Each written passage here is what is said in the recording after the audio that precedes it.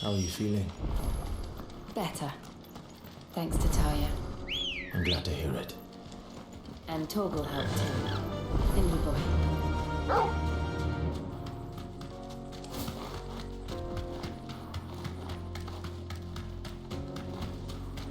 This used to be a trade route for merchants crossing the Scars, till the Republic laid a new road wide enough to let wagons pass, and all official traffic moved there. Leaving this one for those living outside the law.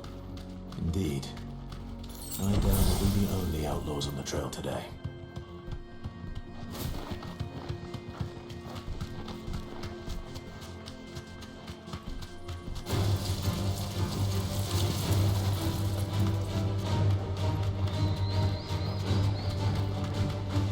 So what do you think?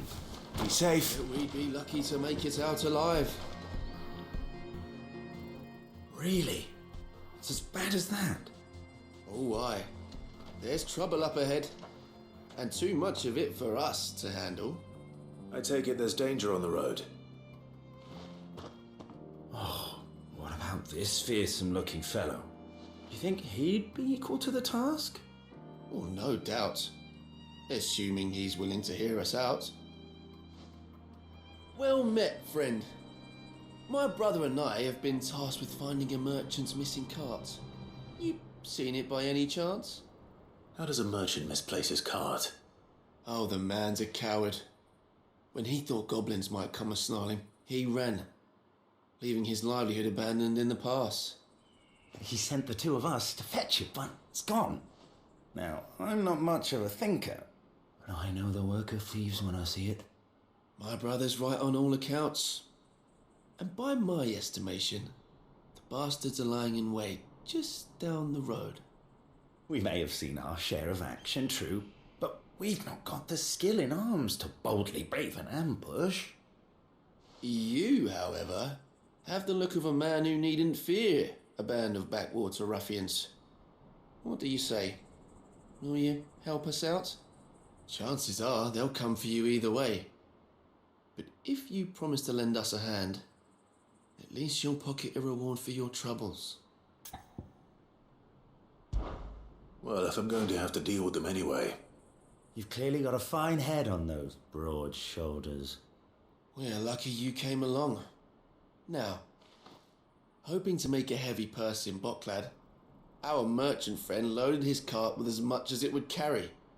Reckon he won't be forking over the rest of our fee if we don't find those goods. So, while you're seeing to those bandits, you keep your eyes open. All right. Just don't expect me to drag the cart out of there myself. No. You can leave the cart to us. You just put an end to those bandits and point us in the right direction. You do that, we'll take care of the rest.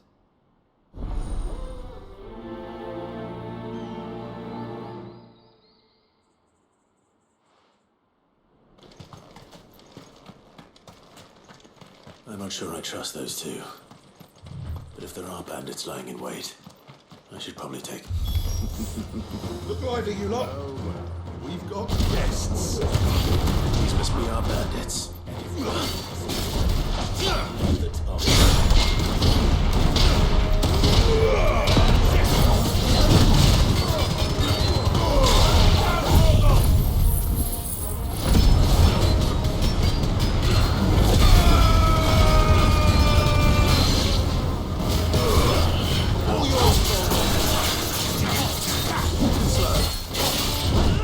Nice try.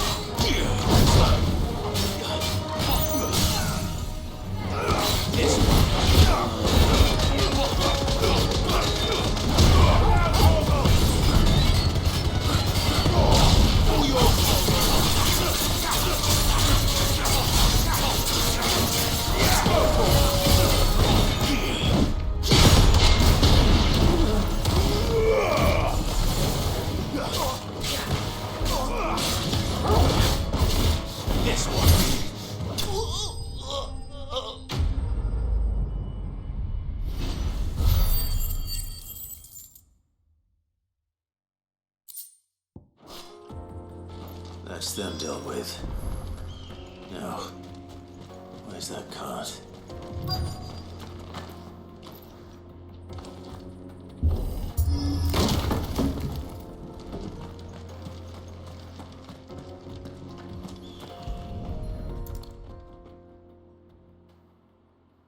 Getting all of this out of here will be a nightmare. Seems we've found ourselves the right man for the job, wouldn't you say? Found the cart and didn't leave a single bastard breathing. Our merchant friend will be delighted.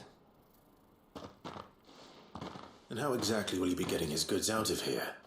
You leave that to us. After all, it'd be wrong to make such a fine warrior haul cabbages to market. You've done your part. And that's all you need to worry about. Here.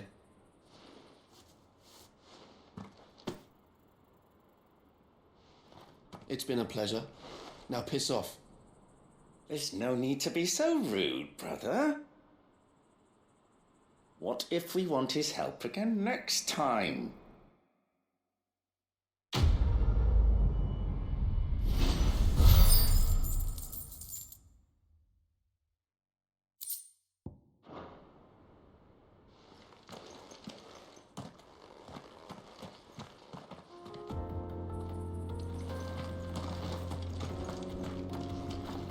You've had your reward and you're not getting any more.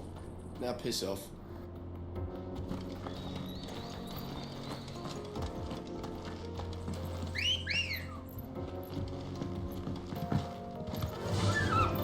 Run like the wind. I see the Dalmex lag behind Rosaria when it comes to bridge building. The fallen ruin should hold, at least. The path continues on the other side.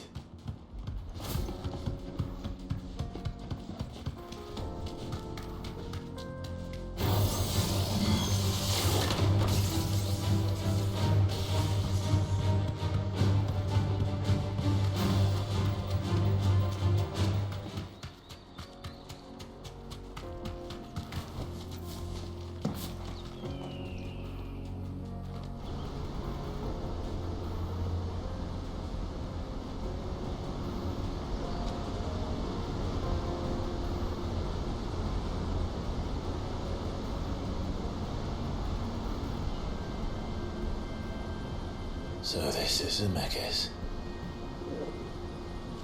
The land of the gods. It's even more impressive than I imagined. I remember being captivated by the story as a child. Long, long ago, man was overcome by avarice and challenged the gods in a bid to win their power. The final battle took place here, at these falls. Or so the legend goes. If anyone ever manages to plumb those depths, perhaps we'll learn if there's any truth to the tale. That the gods emerged victorious and punished man for his defiance by visiting upon him 2 curses. Dominance and bearers. To tell the truth, I always thought it strange that the dominant and their icons were deemed a curse. Back home, the dominant inherited the throne. They were admired and exalted, not spurned. Whenever I got to that part of the story, I always assumed there must be something I'd misunderstood. You had a lot of storybooks, didn't you? In your room, I mean. When we were young. The old legends were always my favorites. Epic battles between gods and men. Father encouraged me to read as much as I could. He thought it good for my education. You really were a boy like any other, weren't you?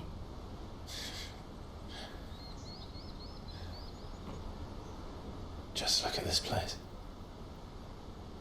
It's enough to make you believe the legends are true. I know.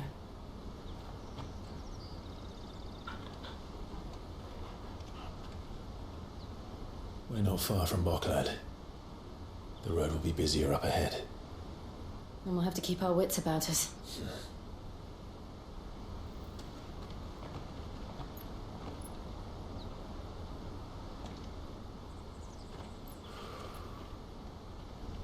Clive?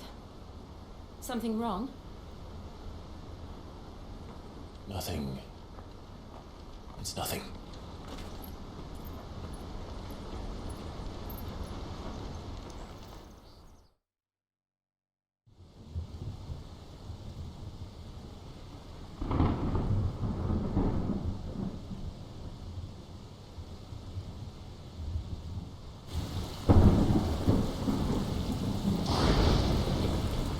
I see the reports are true, Father. You have surrendered the throne to Olivier. I have. Emperor Olivier shall rebuild the Holy Empire of Sanbreque.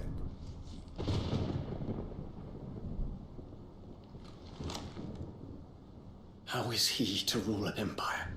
He is but a boy. I shall advise him until he comes of age, Father, please. or for as long as I am able. The empire we seek to build needs young blood to rule it, and I can think of none better suited to the task.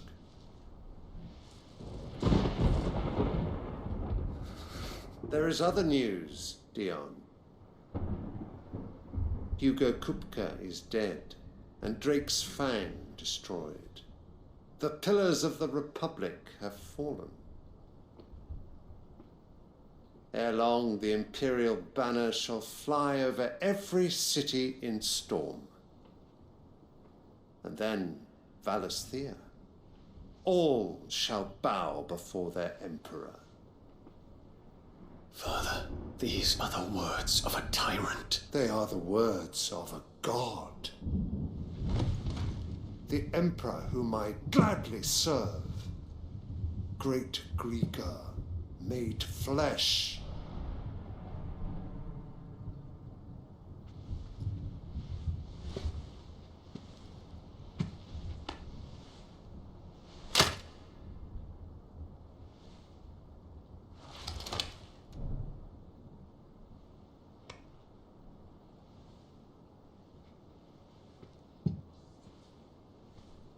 Return to your camp, Dion, and ready your forces.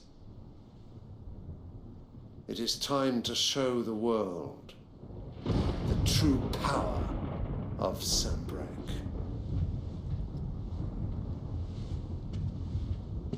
Father, I find you much changed. Is this truly the path you wish to tread? Or are these the ambitions of another? Of Ultima, perhaps? What nonsense is this? I speak my mind, and my mind only. Though I do owe Annabella thanks for reminding me of certain truths regarding the nature of nations, of rulers, and of the divine. You would trust the words of this traitress? She betrayed her country. She slew her husband. You have ever been an invaluable servant to Sanbreque, Prince Dion. I trust you will continue to serve your Emperor in the wars to come. The canker! Silence! Insolent wretch! You will bend the knee. All else is heresy. Sire, forgive me. This audience is over. Come, your radiance. The Rowena Syndicate awaits your pleasure. Oh, not another meeting with silly old men. They're so boring. I'm hungry, Father. Can't we have luncheon instead?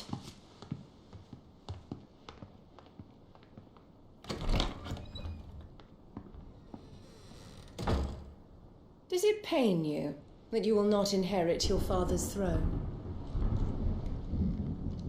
I have suffered worse.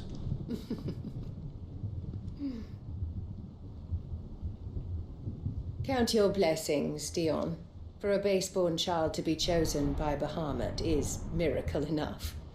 You have risen high on his wings, but you shall rise no higher, lest your impure blood stain the throne. What do you know of my blood?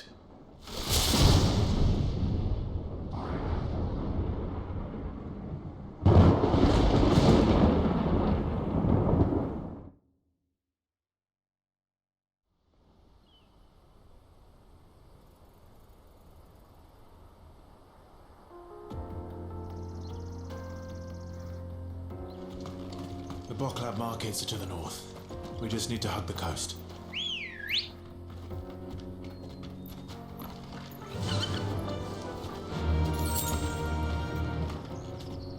Faster!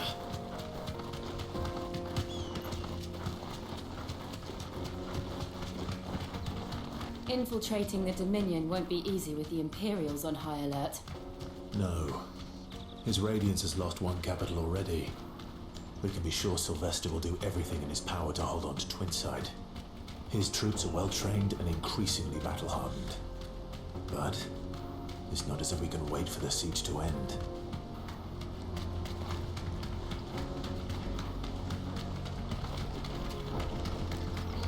More refugees. And they're all making for the Crystalline Dominion. Because they don't know how to live without the Crystal's blessing.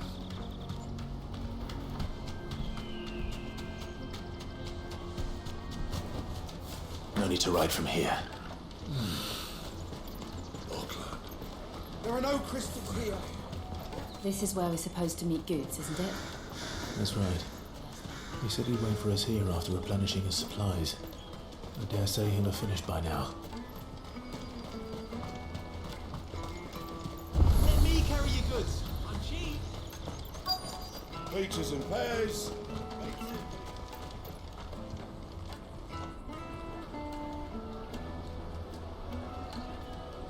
Wonders from across the water. Come one, come all. Feast your eyes.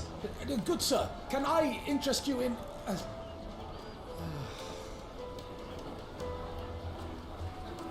How much? For a measly crust of bread? You won't find any cheaper. Not nowadays. But you're more than welcome to look.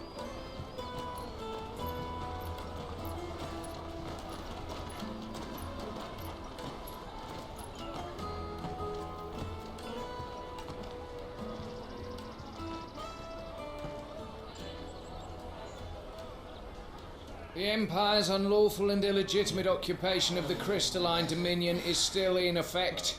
Only those whose business in Twinside has been officially approved by the Republican Army will be permitted to cross the border.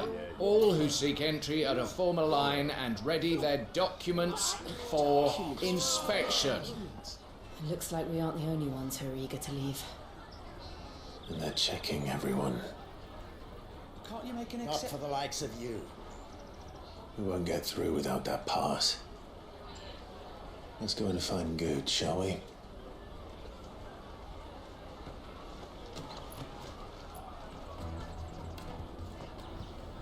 He must be around here somewhere. Taste my peaches! They're sweet as nectar! I'll take the large one. Ah, Good. There you are. Clive, I'm so sorry. Don't tell Nan, will you? Slow down, Good. Just tell us what happened. It's me trader's pass. It's gone. We cannot ride the caravan without it. We won't even be able to get through the flipping checkpoint. Do you remember when you last saw it? It was in my pocket a minute ago. Then a bairn bumped into me and... Yeah. You don't think that they might have nicked it, do you? It wouldn't surprise me. A busy market like this is prime territory for pickpockets. So, to get the pass back, we need to find this child. Where would we even start? I know where! I've got a pal in Boklab who might be able to help us. No one knows more about what goes on round here than she does. Where do we find her? She's the owner of the Crimson Caravans, up that way. Sign's got a red chocobo on it. No time like the present. You two go on ahead. I'm gonna check the rest of my stuff, make sure no one else is missing. All right. We'll meet you there. Go to the Crimson Caravans and ask for the... Let's keep an eye out for this red chocobo, then. And the other on our purses. Next to the check.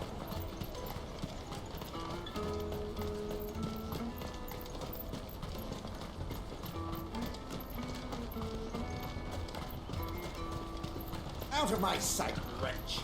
I've no use for... What are you looking for? A fine choice.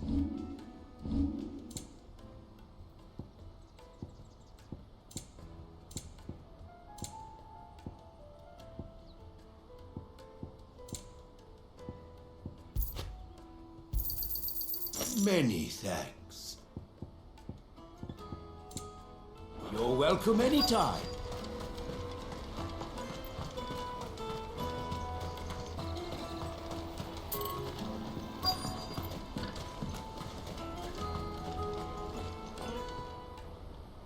Looking to hire a coach? It's 10 million for a two-birder to the Crystalline Dominion. Take it or leave it. Oh, we're not here for that. Then I bid you good day. Oh, wait! Just don't go, El! He's me mate! As I live and breathe. Goots, what are you doing back in Boklad?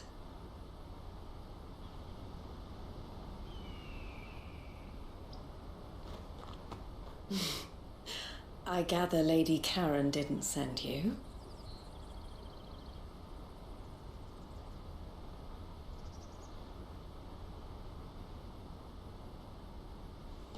So what trouble have you got yourself into this time? It's me trader's pass. It got stolen. By a little bairn. Of all the... You're the size of a marble. Honestly. Ugh. Goots told us that you know the markets well. Might you have an idea which little bairn could have done this? We don't intend to punish them. We just need our pass back. Then, we can be on our way. I see. So neither of you has a trader's pass either. Not that anyone would take you for traders, but I suppose that's why you came to me, correct? Now, I can't say for sure who took your pass, but I suspect I know why they did it. Let me explain.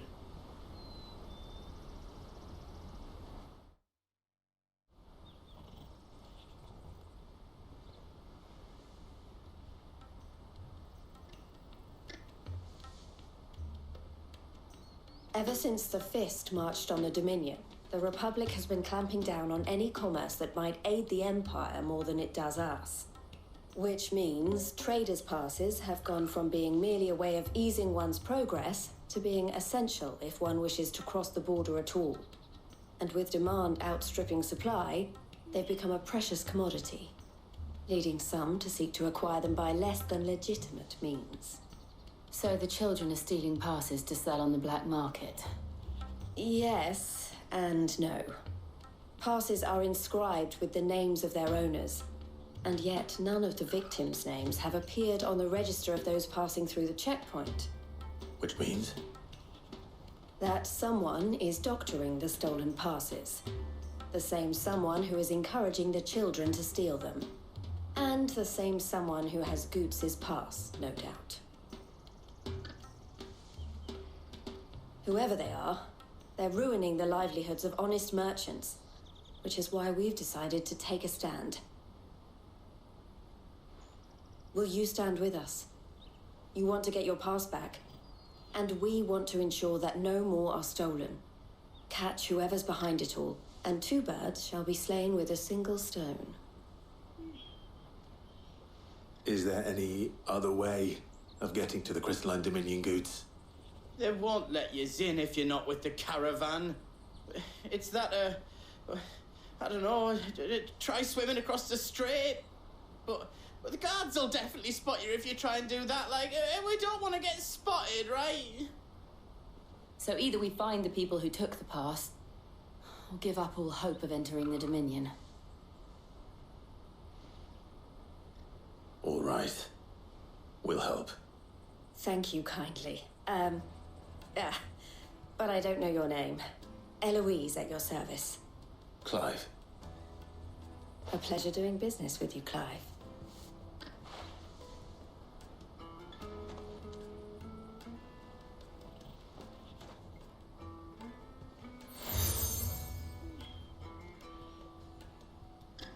The proprietor of the furniture makers by the coach stop is spearheading the search.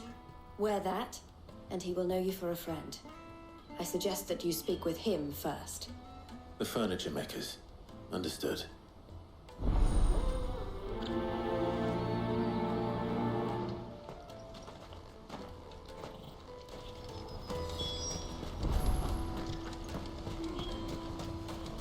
Out of my sight, wretch!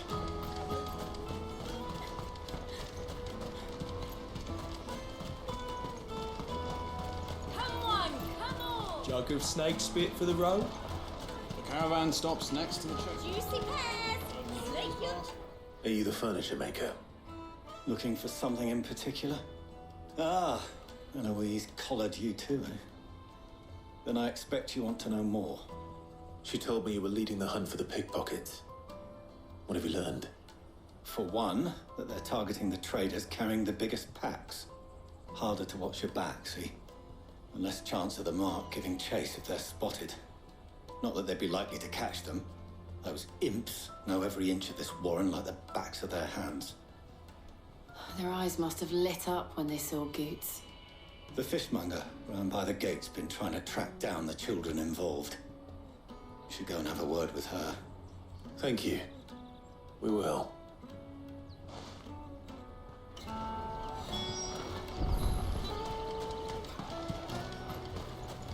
You won't find anything of this quality in Twinside.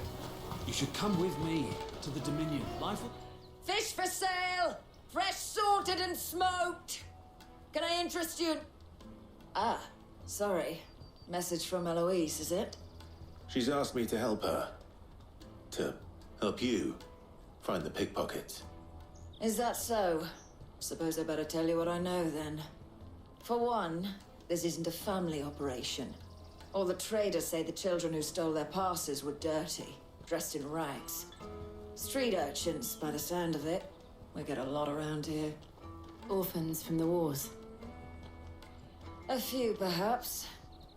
You saw the refugees gathered by the entranceway? They're all looking for a new start in the Dominion and beyond. Some of them take it as an opportunity to rid themselves of unwanted baggage. The shame of it. Whoever's behind this would have to have made themselves known to the children at some point. And so should we. You should start with the children around here, then. I doubt they're the ones involved, but they might have heard something. It's worth a try. All right, then. Questioning children. How hard can that be? Come, taste my peaches! They're sweet as nectar! Excuse me, do you mind if I ask you something? Can't stop you. I was just wondering if anyone has asked you to do anything out of the ordinary recently. Anything you grown-ups ever ask us to do is shut up and go away. So guess what I'm about to tell you to do? Sorry. I'll leave you alone.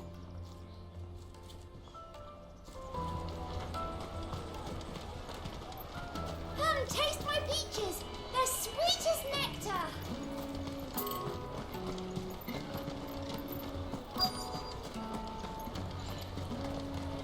You won't find anything of this quality in Twinside.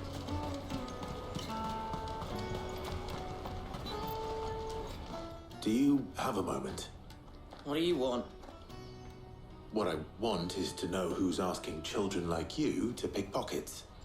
I don't know. Nobody's asked me. What's picking pockets? Do you get paid for it? No, you get in trouble for it. So if they come calling, you know what to tell them. The caravan stops next to the checkpoint. Excuse me? What do you want? I don't have any money. It's all right. We're not going to hurt you. We just want to talk. What about? We've heard that some very bad people are making children like you steal from travelers. We need to know who's behind it so we can stop them. I don't know much about it, really. But my friend, Hansa, he said he got a job doing something dangerous. Sounds promising. We need to find him and ask. Do you know where your friend might be? He's usually by the tents outside town. Thank you. You've been very helpful.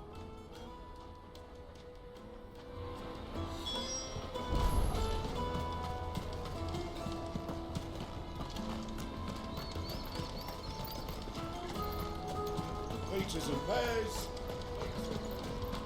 Let me carry your goods. I'm cheap.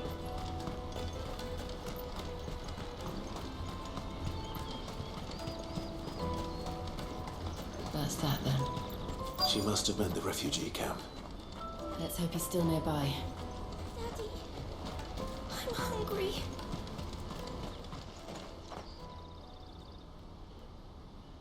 That big fat donkey was easy pickings. He wouldn't have noticed if we'd robbed his boots off him. Yeah. Wish we hadn't handed over the pass, though. Could use one of those things to get out of this dump. Chance would be a fine thing. The moment they found out, they'd string us up by our guts. Would they now? Perhaps you'd like to introduce us to these charming characters. Shit, we're in trouble now. What do we do? You two get caught if you want. I'm off. Hunter, where are you going? So that was Hansa, eh? Jill, you watch these two. I'm going after him. All right.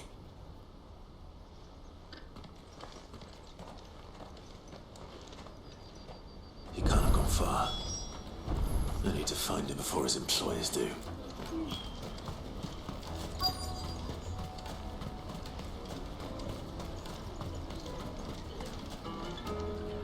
Did you see a boy run past?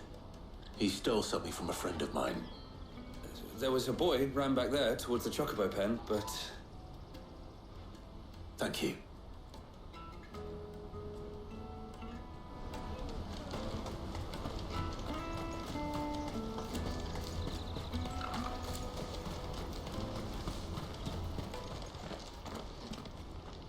Shit, cornered. It's all right, Hunter. I'm not going to hurt you.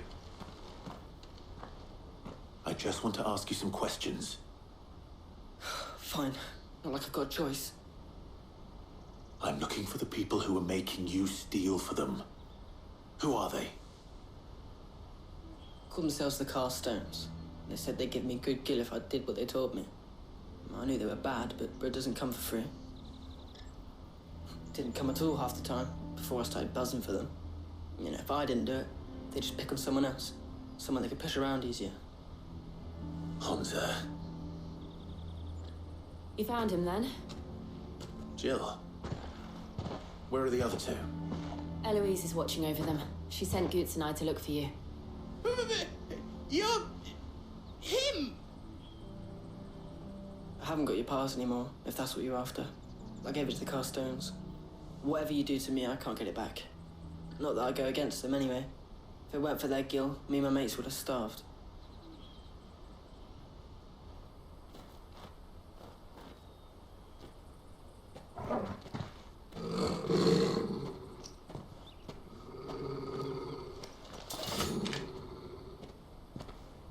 Cowards. You will not force another child to do your bidding. Wait, we're not... Don't hurt him.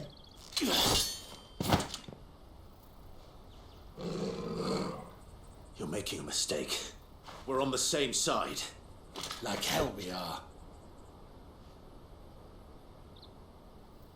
That brute Where did you get it? Master Theo? Goods. What are you doing with these people? Unless you're the ones my sister was talking about. Your sister?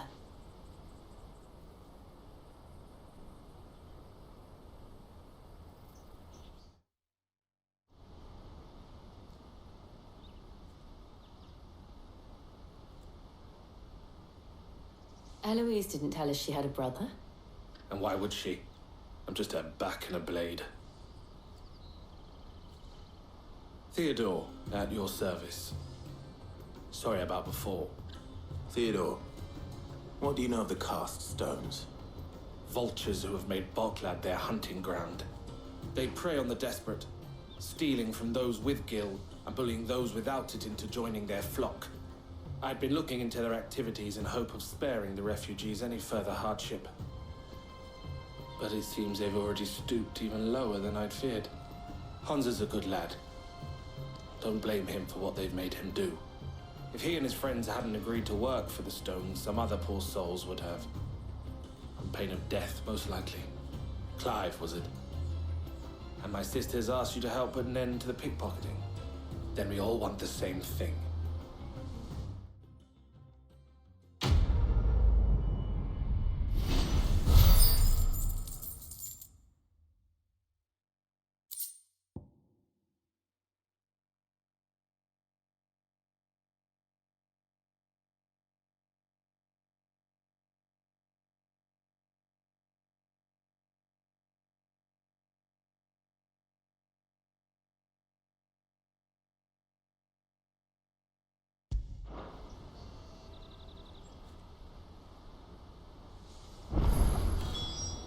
Oh, I'm sorry. Where is it? So, what's the plan? What else? We find the cast stones and we crush them. You get your trader's pass back, and I make Boklad a safe place again. All right then. All right then. Honza, where are they camped? Don't worry. They'll never know you told us. Couldn't if I wanted to. They always come to town to collect the passes. Meet us outside the gate. I tried following them once, but they spotted me halfway down the trail. Said they'd string me up. We'll try it this time. Which way were they going? Back down the road towards Leighton's Cleft. To Leighton's Cleft, then.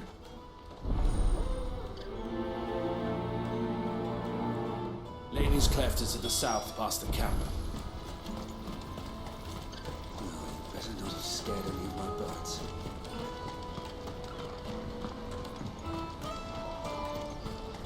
That's that then. Daddy! There are no crystals here.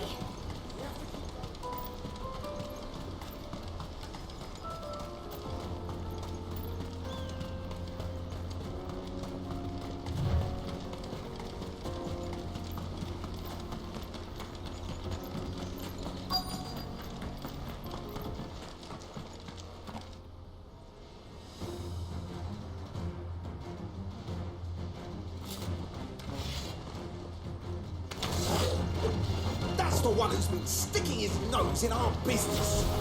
You should have minded your own.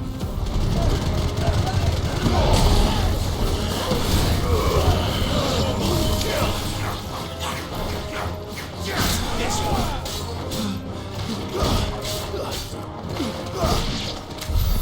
I doubt these were the ringleaders. But at least we know we're on the right track.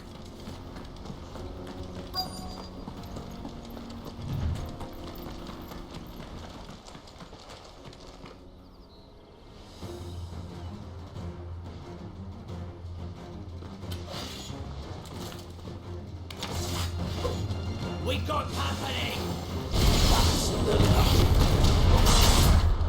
Too slow.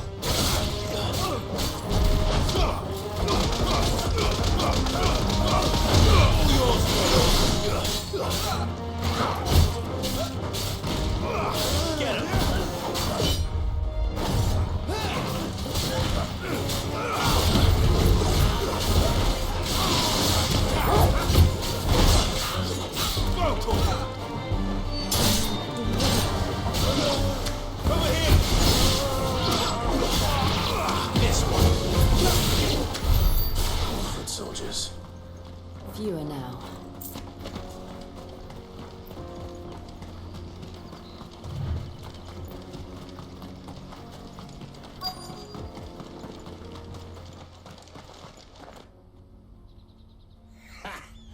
Not a bad haul today, eh? Aye.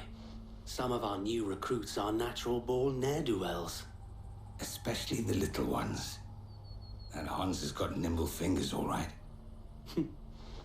It will be a shame when they chop them off. But till then, let's make the most of it. Scum. The leaders of the cast stones, I take it. They don't deserve any mercy, Clive. I wasn't planning on showing them any. We're ready when you are, Theodore. Oh, I'm ready.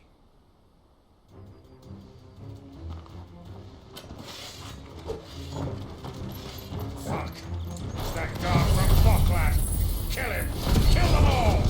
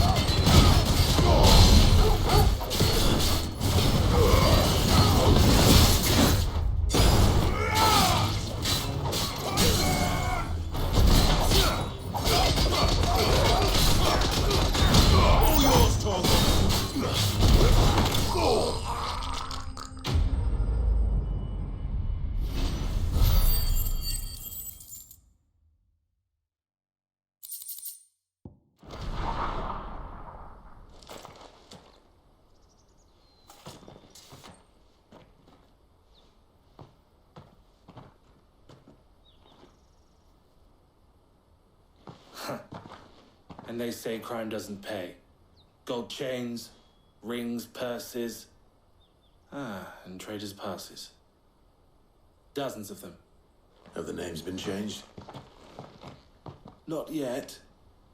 I recognize some of them. No doubt Goots's is somewhere among them. Now I just need to sort through it all and return everything to the people it was taken from. We should go and give Eloise the good news. Can we leave things here in your hands, Theodore? Of course. Oh, and, be sure to tell her of the part I played, won't you? We'll be glad to.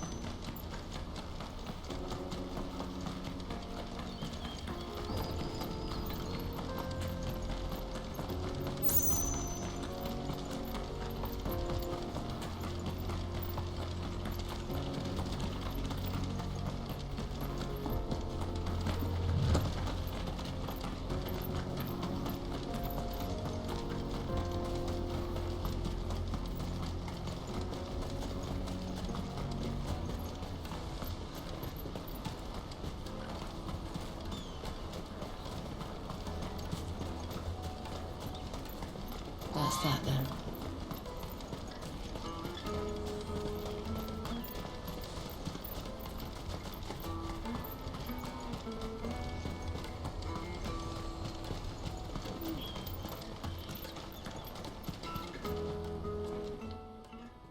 Ah, Clive. How goes the hunt? My brother isn't getting in your way, I trust? Quite the opposite.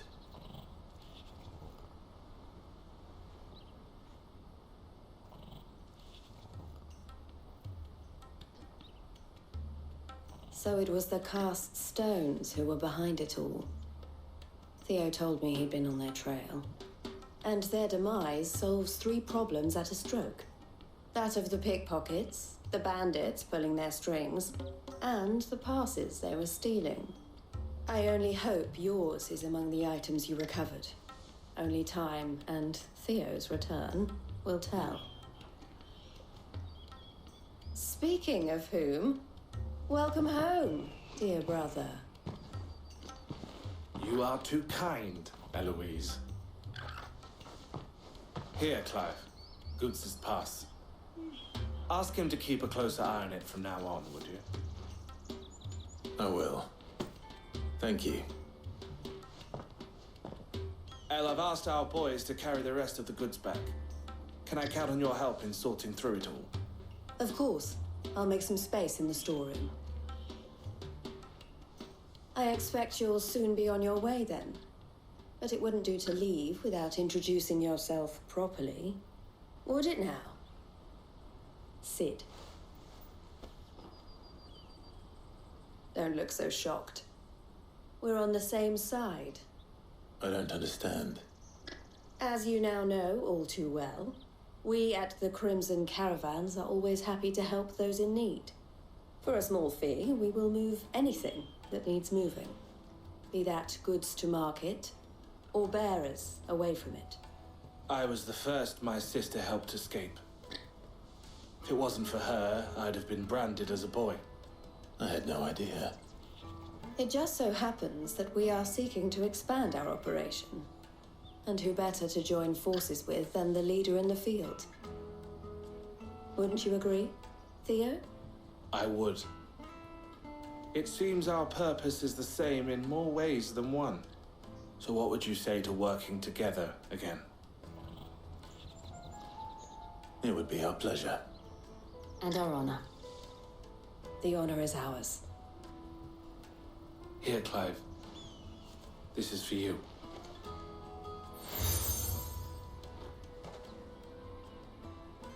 What is it? Elle has friends in high places, while I have associates in, lower ones. That mark is proof that you're a friend to us both.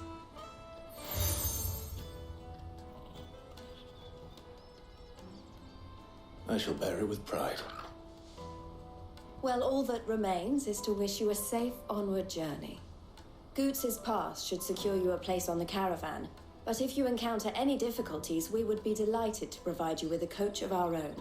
For a discounted price, of course. Say, 9 million? We'll try the caravan.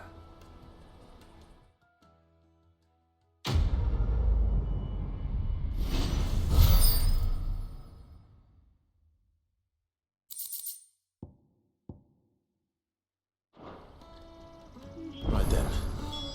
Let's get this back to Goots. And then it's on to the Dominion. Ah, Clive. Why, I am what you see. It can be a risky business. This being a bull... Or at least... Don't worry about her.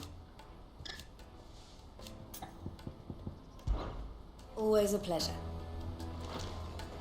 Something I can help you with? Safe travels. Clive.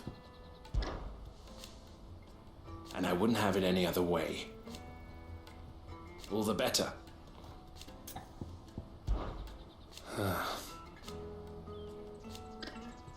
Fools, the lot of them. Criminals and cowards. So thank you. May luck go with you.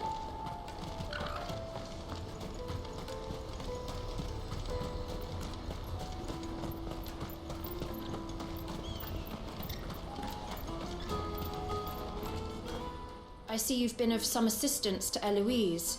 Perhaps you can extend me the same kindness? Perhaps. What would I be doing? Finding someone. You see, I've been having trouble with thieves, and despite the many pains I've taken, I can't stop them from rummaging through my packs. I was griping about my lot to a friend of mine a few days back, and he offered to track the culprits down. Now, Joseph's a sellsword, and a good one at that. But he's been gone days, and I'm beginning to fear the worst. Any idea where his search for the thieves might have taken him? The old Zemeckis Road, perhaps? He doubted they would be fool enough to linger here in Boklad. Joseph's lived a hard life, made him grey long before his time. I just pray he hasn't been killed over a few sacks of grain. I can't imagine there are too many grey-haired sellswords around. Hopefully someone will have seen him.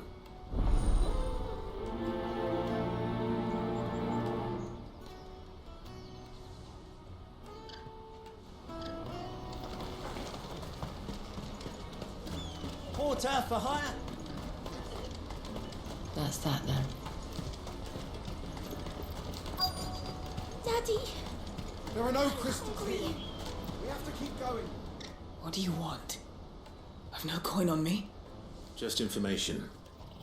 Has a sellsword passed through here? Grey hair. Now you mention it, there was a young man with salt in his mane sneaking around out there a while back. Which way did he go? How am I supposed to know? I got off down the road, I expect. Now why don't you do the same and leave me be?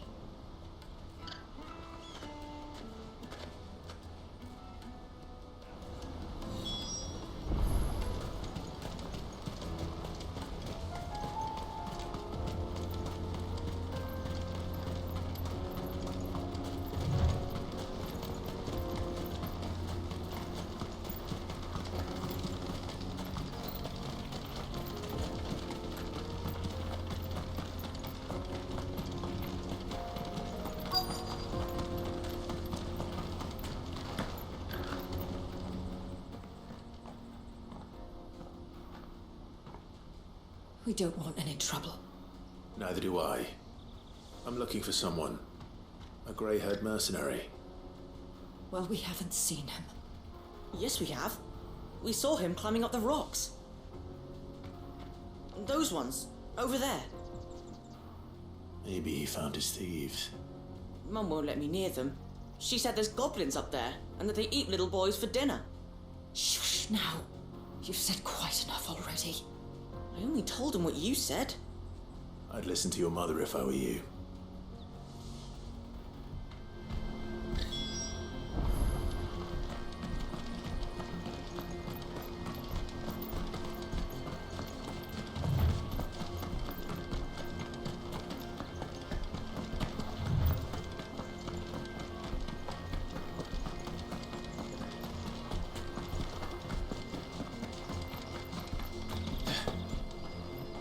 Joseph's thieves really lug their stolen wares all the way out here.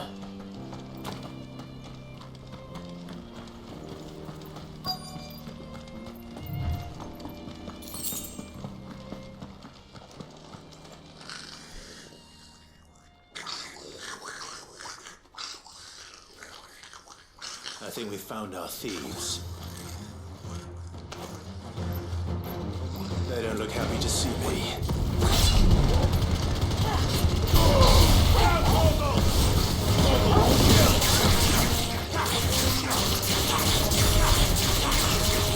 This one.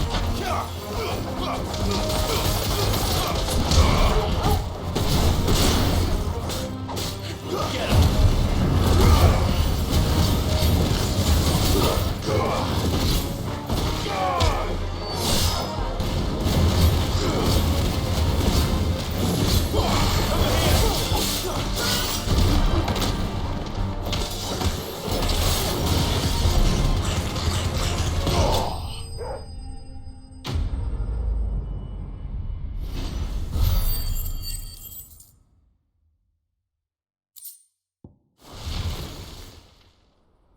Let's get this over with. Stop!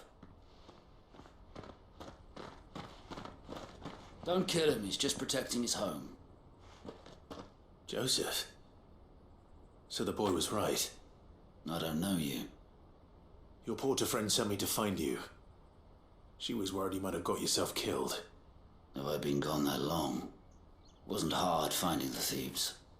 The problem was knowing what to do with them when I did. I take it things are more complicated than they appear.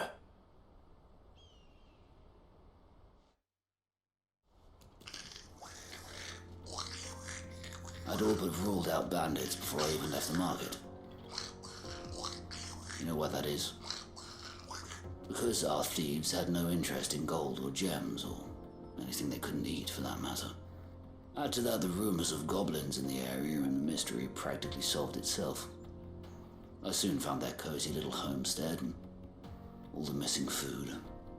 I launched myself at them, full of righteous fury, but their leader was the only one who moved to meet me. The others, they huddled around that food, ready to die protecting it. They stole because it was that or starvation. I've been there myself, back when times were hard. So you spared them, and earned their trust into the bargain by the look of it. These goblins aren't native to the area. They don't know how to survive such barren lands, so I've been teaching them. And once they've learned to hunt and forage, they won't be fool enough to risk their necks in Bocklad. I'm impressed. I didn't know goblins could be reasoned with. Do me a favor. Let the porter know I'm safe. I'll head back to the market once my work here is done. Oh, and don't mention the goblins. I don't want people coming here brandishing pitchforks. Not now this lot have sworn off thieving. Your secret's safe with me. I appreciate it. Thank you.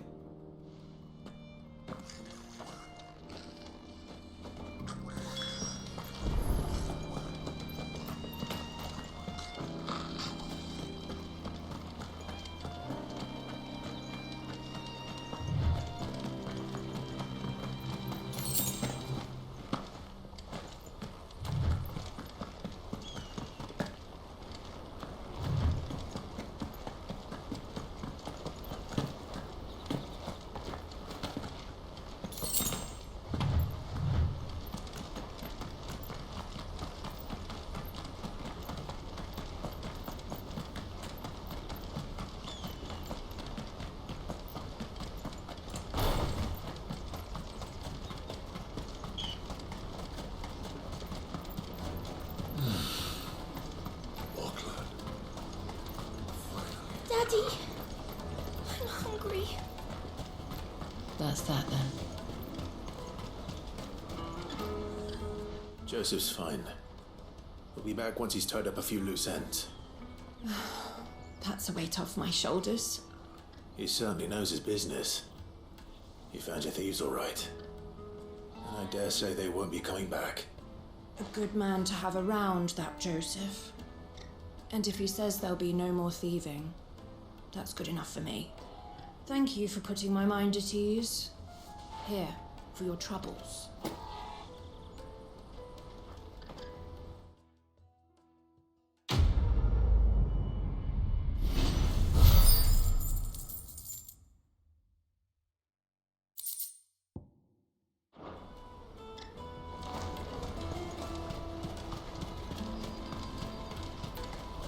Pardon me, but would you have that well-notched steel and impressive physique? I have need of a sword for hire, and yours looks to be a weapon well worth the coin. Might you be convinced to offer me the use of those formidable arms? How exactly do you intend to use them? Well, being something of a scholar of Zemeckis history, I wish to investigate the ruins near the city, and I require a rugged companion, lest I find myself waylaid by ne'er-do-wells or the beasts sent to roam the area. Should you accept, you will not only earn yourself material wealth, but partake of the true treasure that awaits us there, the rich and storied history of Zemeckis. Well, were you ever party to a finer proposition? My arms are yours. Wonderful. Then come. We must away. But where are we going? Along the old Zemeckis Road, and from there, onward to discovery. Quickly! There is not a moment to lose. Wait. Good luck with your ne'er-do-wells.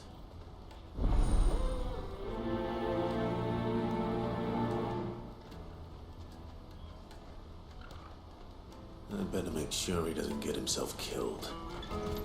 This is everything?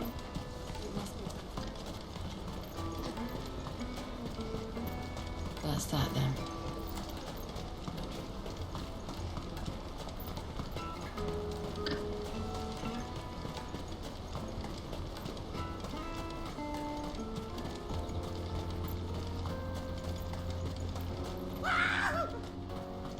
Why am I not surprised? You'll hand over your coin if you're not good for you.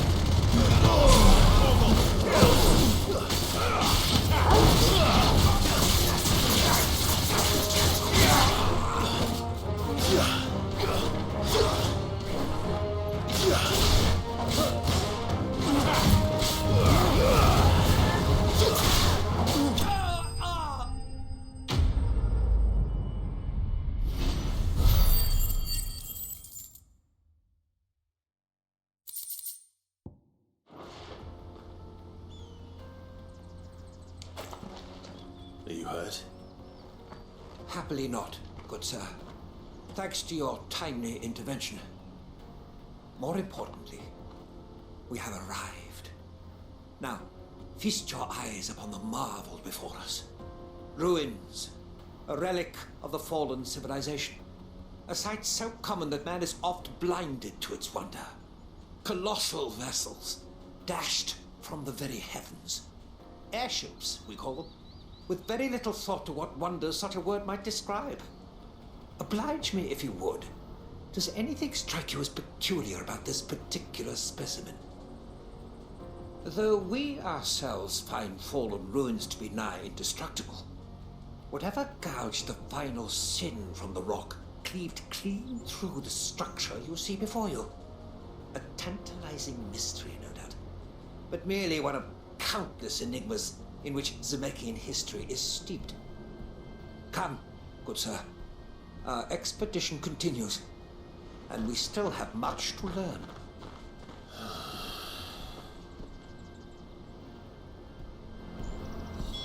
He's passionate. I'll give him that.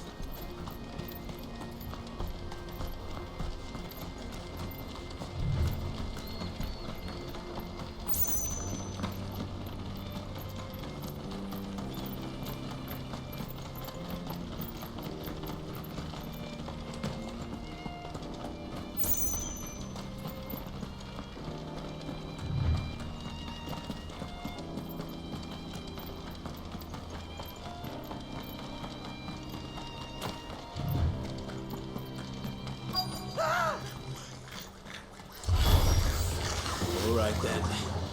Who's first?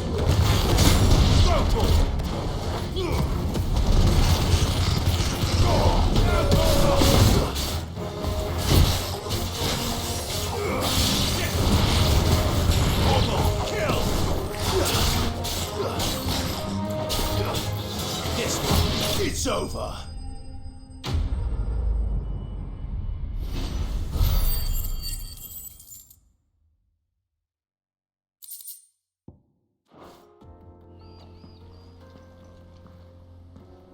You're going to get yourself killed.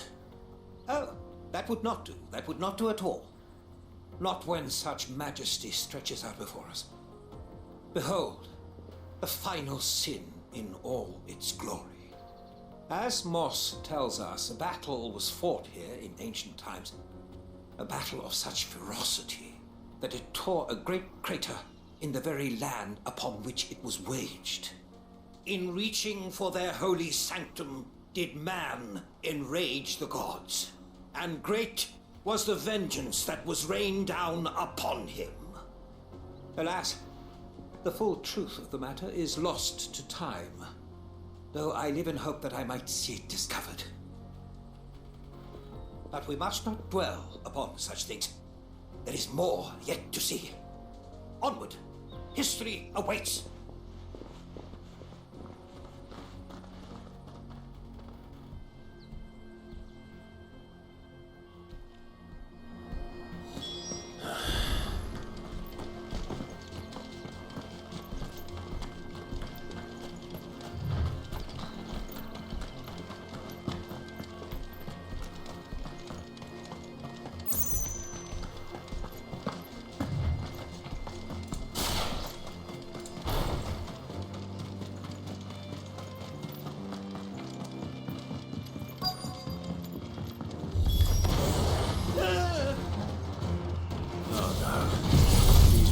yourself into trouble this time.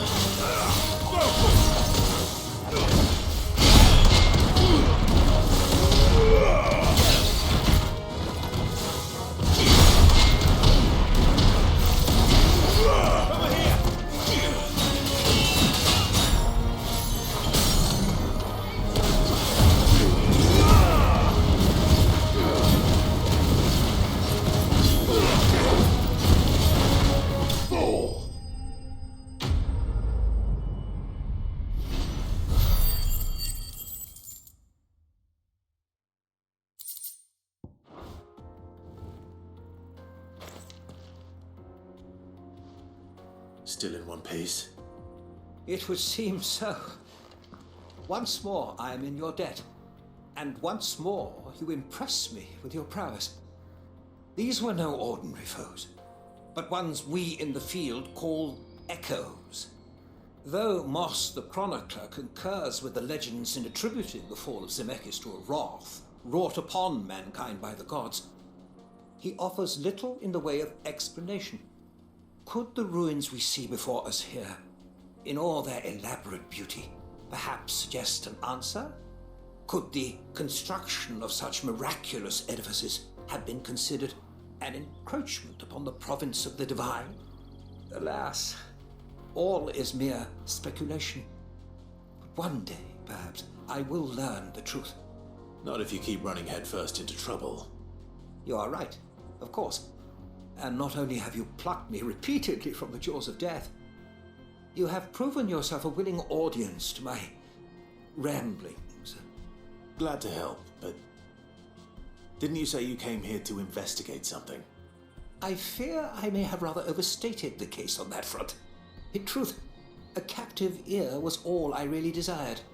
You see, even my fellow scholars have grown somewhat weary of my musings of late, and so I came upon the idea of purchasing a companion. A captive audience, if you will. That's what this was all about. I am afraid so. And now, my good man, it is high time we returned whence we came. Fine. Just don't go running off this time.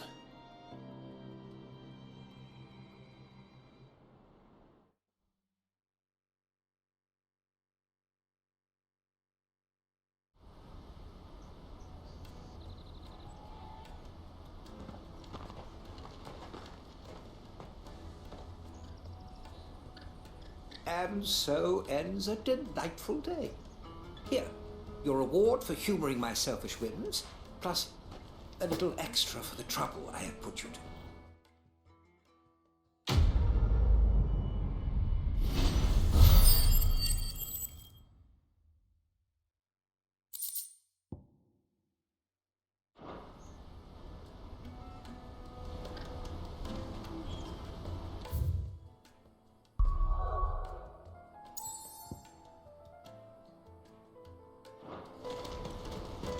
Let me carry your goods. I'm cheap.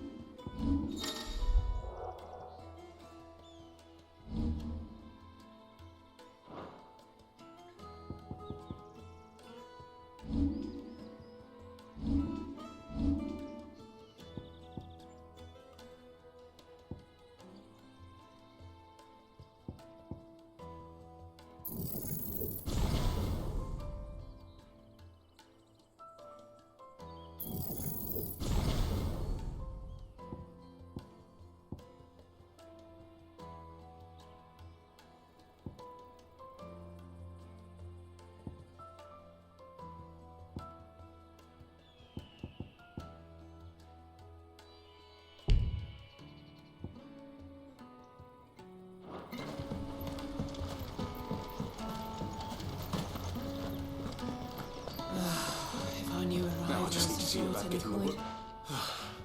I want to know right away. Bad news. Good, actually. Something worth celebrating for a change. Only trouble is, the serving girl's still new to the job, so I can't leave her while I go and invite those I'd like to celebrate with. What exactly are you celebrating, if you don't mind me asking? I've come by a particularly fine bottle of red. A Gotan 66, no less. Gotan Rouge is the only good thing to have ever come out of the Empire, and most wouldn't part with a 66 if you held a knife to their throats. So I've heard. Oh, so you know of it then? Clearly you're a gentleman of taste. A gentleman who might sympathize with my predicament, perhaps? Would you pass the good news to a few friends of mine? I'll give you a little something for your time, of course. Sounds simple enough. So you'll do it? Marvelous. Thank you. You won't need to go far. All three of them should be right here in the market. There's Aldrich the porter, Milan the butcher, and Bullock, a guard over at the north gate. Three of the finest fellows in Boklad, if you ask me. Tell them to come to the tavern when they finish for the day. Stop by again when you let them know, and I'll give you your little something. I'll be right back.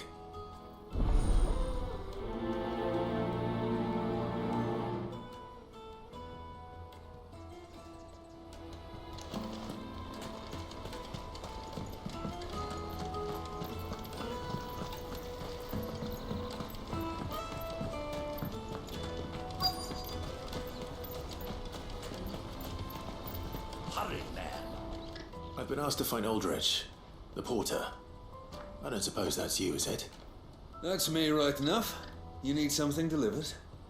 The innkeeper sent me. He said there's a cup of Gotan 66 with your name on it when you're done for the day. A 66? Look at me.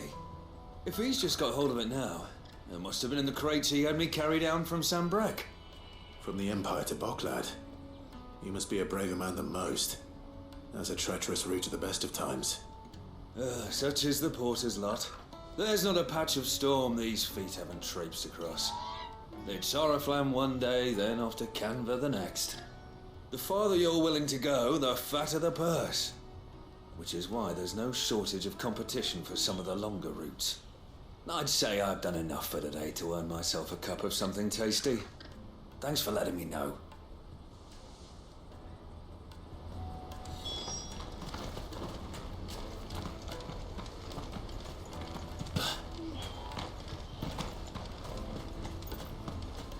Out of my sight, wretch!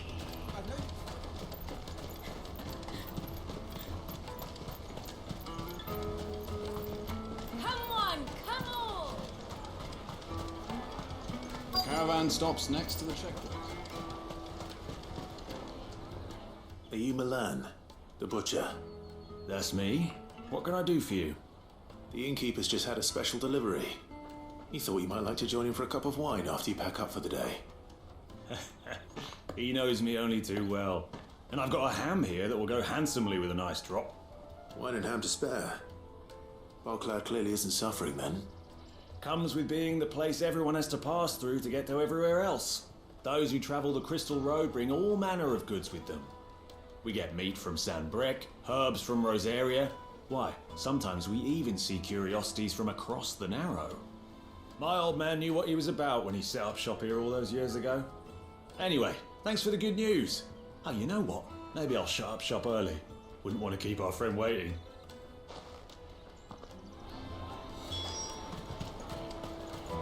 You won't find anything of this quality in Twinside. Tight-fisted soldiers. Let us through! I'm looking for Bolek. I was told he'd be guarding the gate. Well, you found him. You're not here to enlist, I take it? The innkeeper sent me. He's just taken delivery of a rare vintage, a Gotan 66. He thought you might like a cup. I've never said no to a goat hand. I'm not about to start now. Thanks for letting me know. You must be a busy man. The market would be flooded with refugees if we weren't here to stem the flow. Oh, my heart goes out to them, all right, but we've got our orders. No papers, no passage. Plenty try to slip past us nonetheless. And every now and then, one of them's foolish enough to try and force their way through. And when they do, well, things can get nasty. You know what? That wine's sounding better by the moment. Well done. I wonder if the innkeeper might spare a cup of that wine.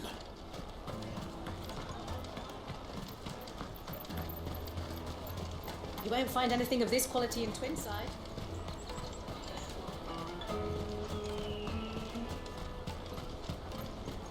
Jug of snake spit for the road? Come on, come on!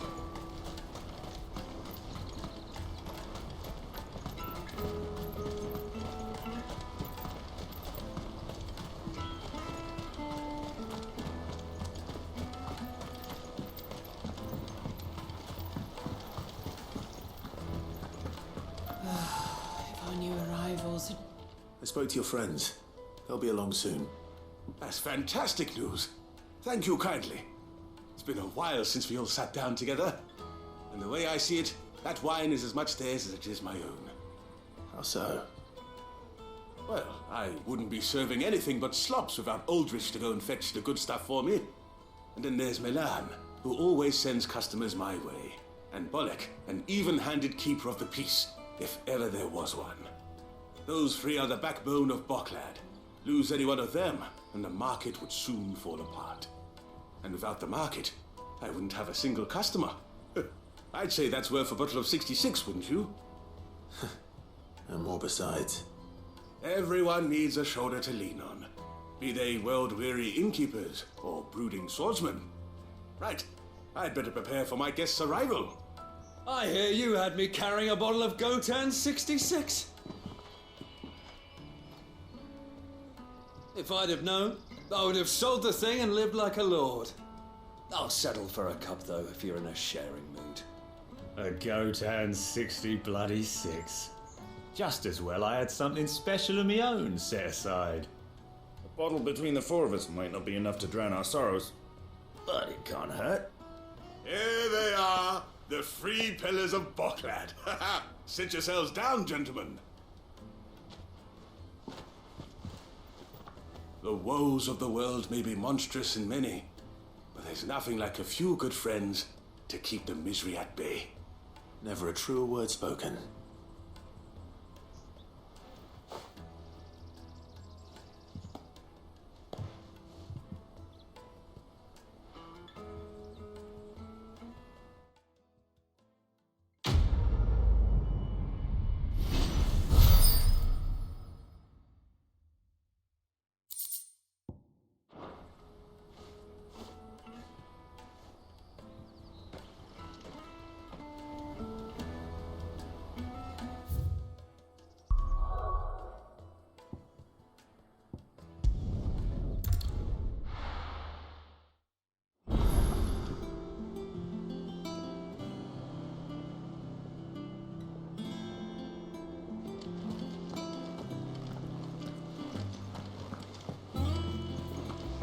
Is that the thing Tomes helped with? Mid told me she was building a ship.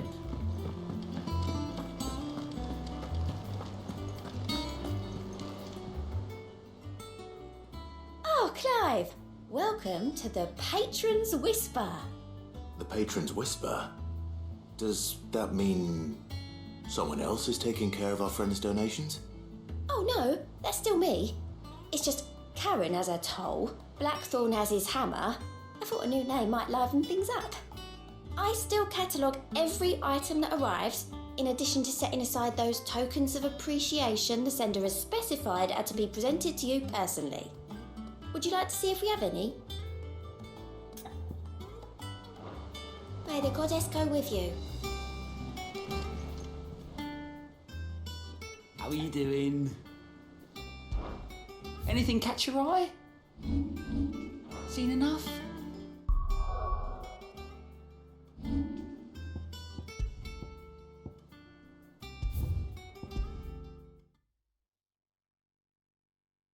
If our new arrivals had brought any call.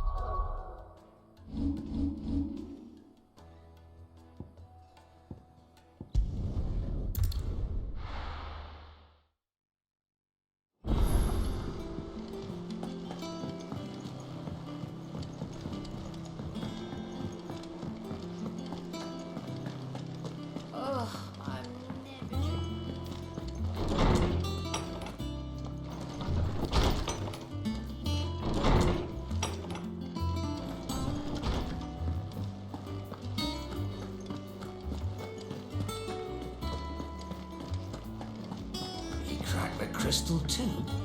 You're joking.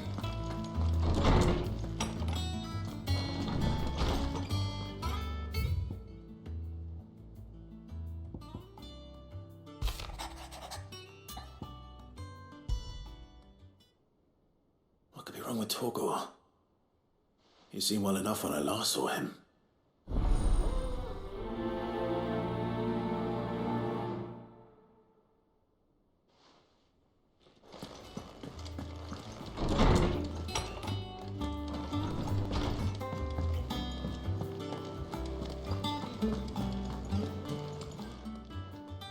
I got your note. You think something's wrong with Torgor? So you can read. Congratulations. But I didn't say I were wrong with him. I said something weren't right. He's not been eating me treats. He used to love cracking the bones from Molly's boiled brown, but now he won't so much as look at them. Didn't like him. Which is why I'm of a mind that his mind's on something else. You've not been working him too hard, have you? No harder than usual. Is that it, boy? Do you need a rest? What was it you said he was? A frost wolf? That's what the lawsman seems to think. Then maybe this all has something to do with whatever it is that's woken inside him. I suppose things have been different since Rosalith. Perhaps Hippocrates knows something. Instead of everything, you mean? Perhaps.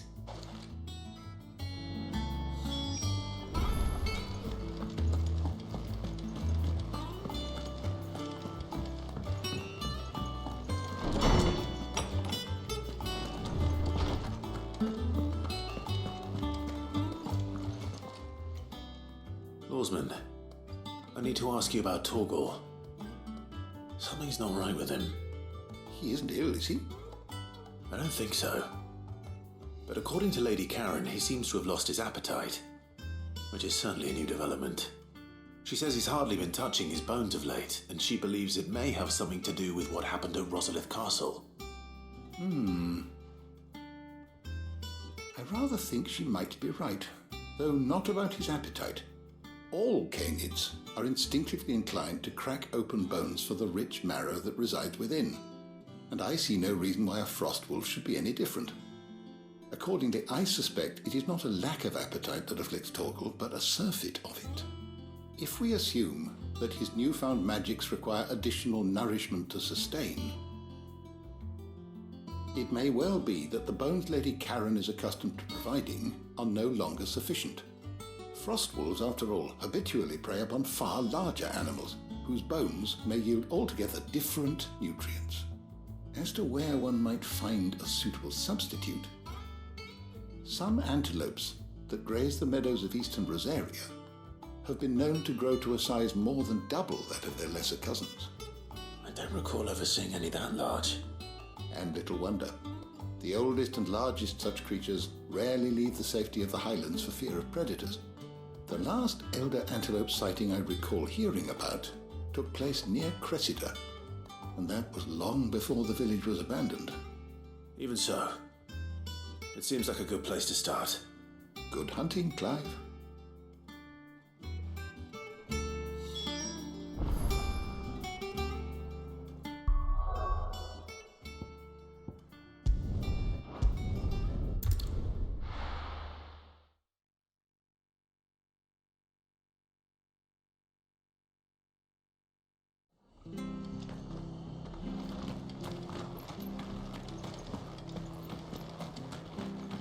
She had a man a Grieger.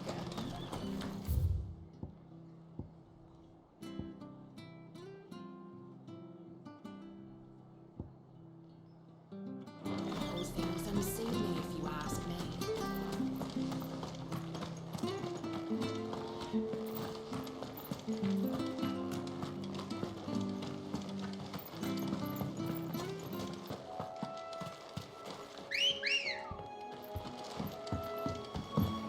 Ready, go? Faster!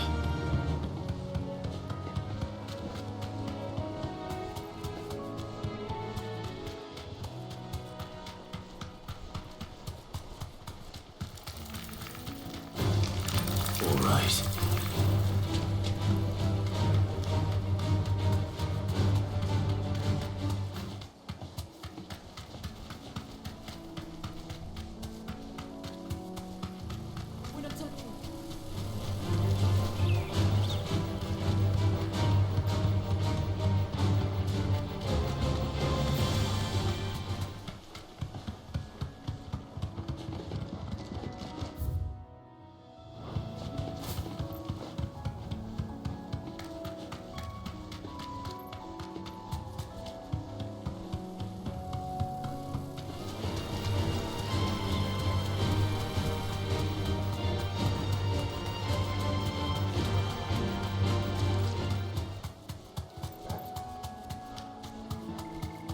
It's certainly quiet. If I were a giant antelope, it would seem like just the place. I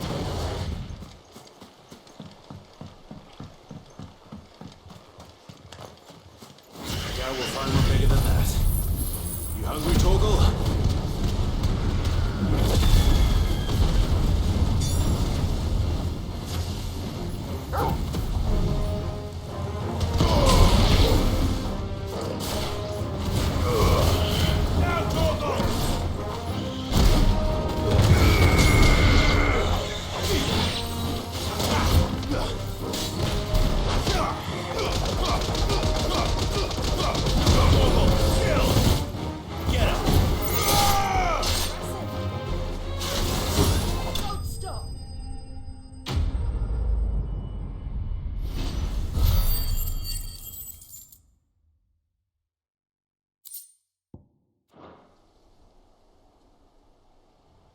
Now,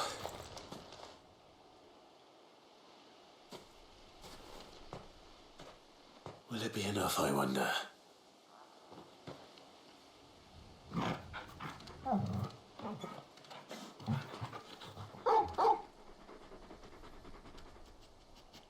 I say that answers my question, which means we owe the lawsmen our thanks. You're just a big puppy, aren't you? A very big puppy.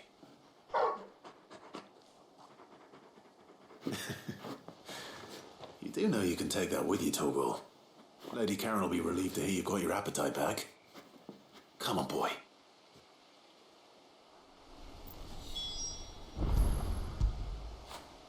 Get it, boy!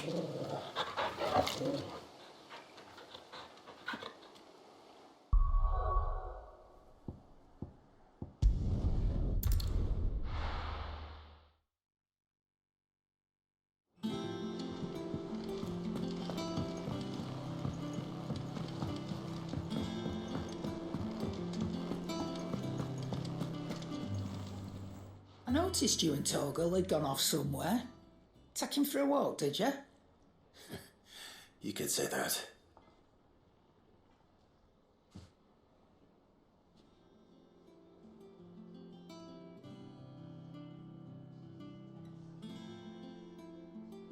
So, Molly's leftovers weren't good enough, eh? That'll teach me for treating you like you're still a pup. All right, no need to shout. Now we know what you're after, I can see about getting some in. Speaking of which, I brought one for later. Can I leave it with you?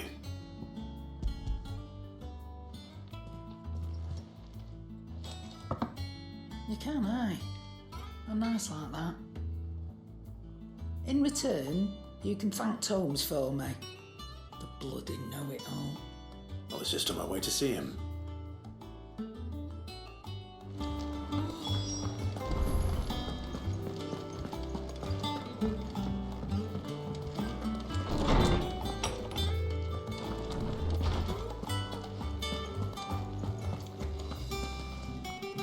Ah, Clive. Were you able to locate your quarry? We were indeed, Lawsman. You pointed us in exactly the right direction. And Torgal's been a very happy hound ever since. Very good, very good. Lady Karen sends her thanks, by the way, for your part in solving the mystery. Ah.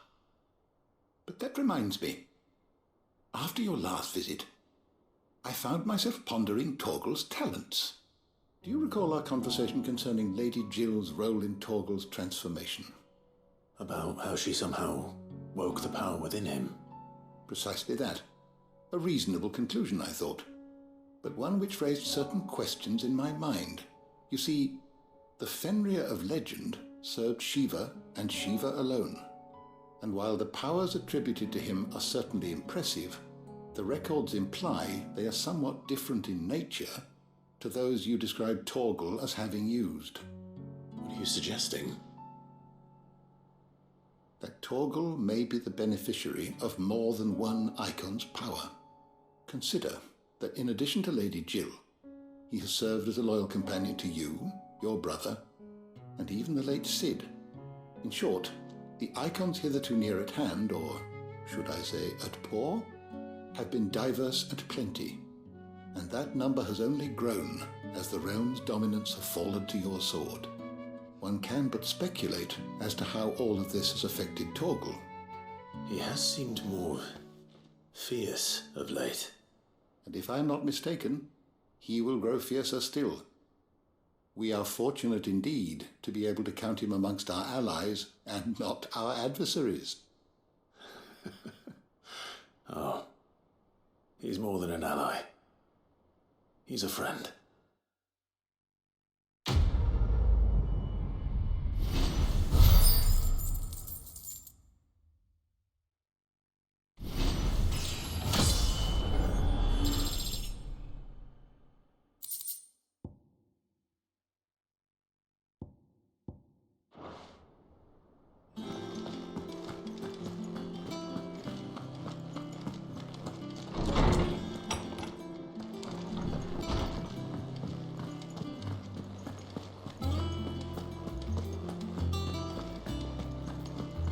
Crack the crystal too? You're joking.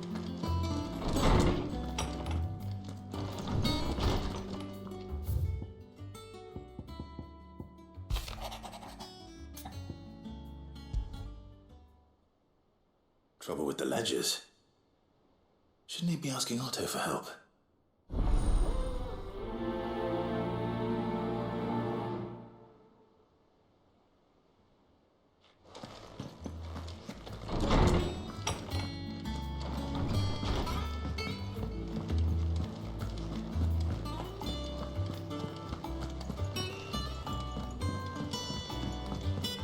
I don't know where Cid gets the energy.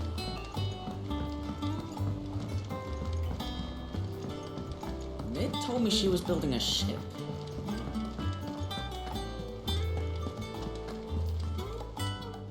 Clive, did you get my letter?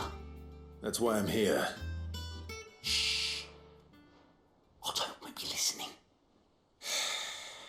Is this better? A little.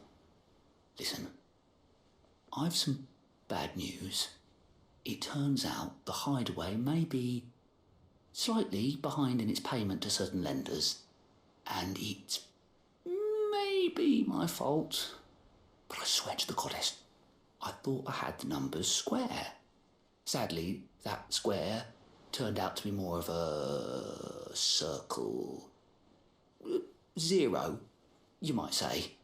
I can straighten it out, I swear, but it's going to take some time, and I'm going to need help keeping it from Otto. Bit late for that, I'd say. There you are! What a surprise! So let me get this straight. You forget to pay our lenders what they're due, and instead of coming straight to me, you get Clive to come to you. In the hope he'll dig you out of the hole you've dug for yourself. Clive, the man in charge of the place you've been cheerfully trying to bankrupt.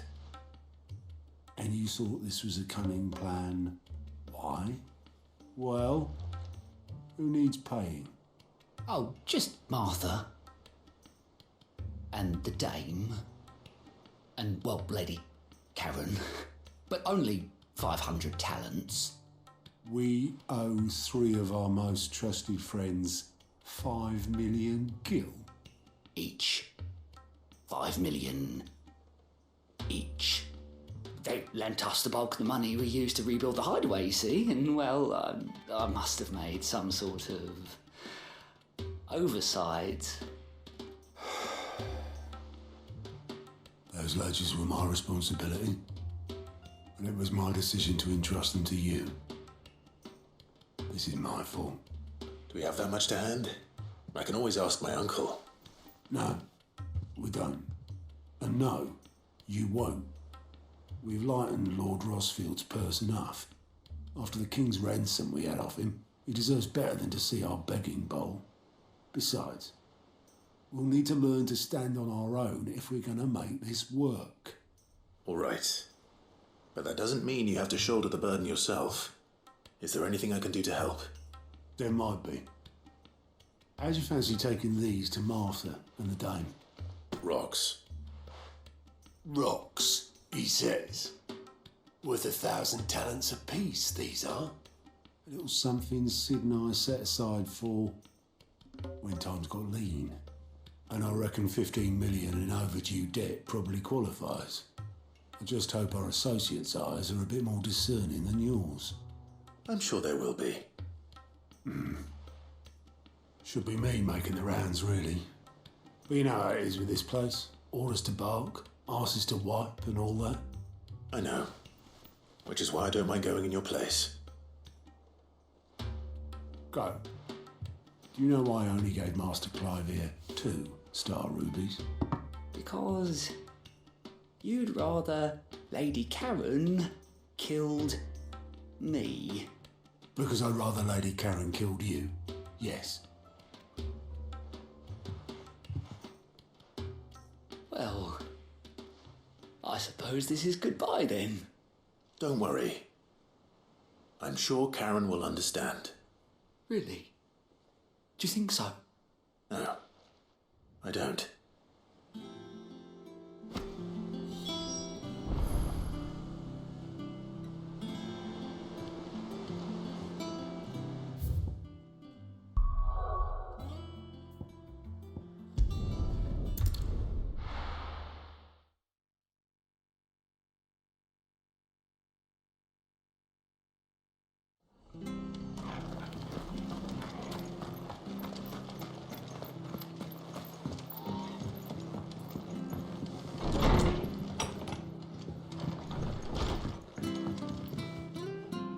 Clive, we weren't expecting you. I wasn't expecting to be here, but it seems we still owe you a considerable amount of coin for your help with our rebuilding efforts. And though I doubt it's what you were expecting, we were hoping you'd take this as payment.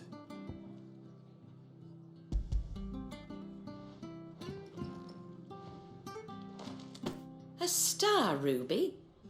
I can't accept this. It's worth at least twice what you owe me. More if you can find yourself the right buyer. Think of the difference as interest. Interest? If word got out I charged that much, no one would ever borrow from me again. Anyway, why are you the one here asking me about this? I'd have expected Otto. Bit much sending the Lord Marquis out to settle your debts, isn't it? The old goat working himself to death again. Something like that. Most days I think he's the only reason the hideaway's still standing. Same as always, eh?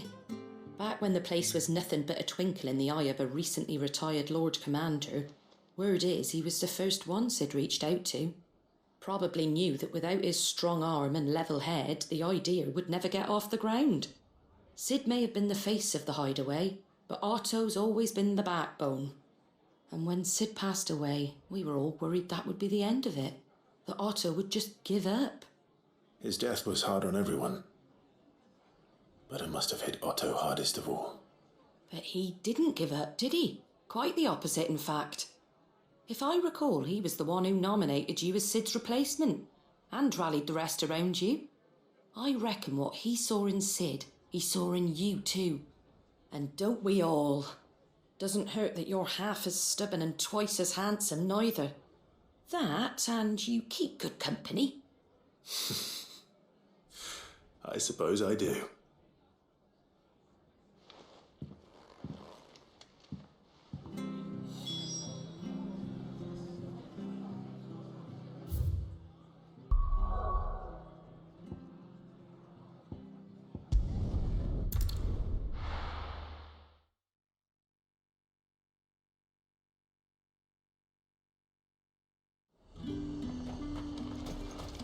there's talk that the glass gate fell.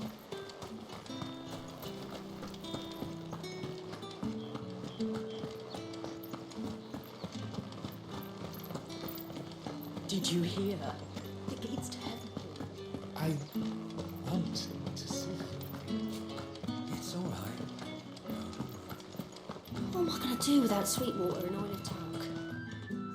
Milady, I come bearing gifts. Gifts? Whatever is the occasion.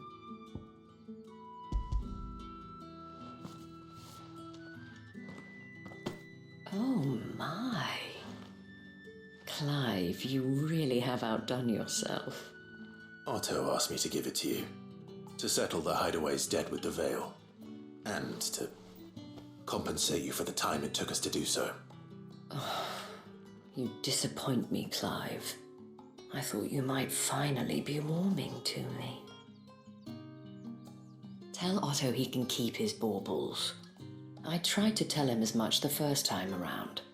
The man owes me nothing, nor does the hideaway. My contribution to the restoration effort was made freely and willingly. It was the least I could do. You once told me Sid did you a kindness. I'd like to do the same. Please, accept it. For my sake. And for Otto's. For all of us. For all you've done. It is rather fetching, isn't it? Very well.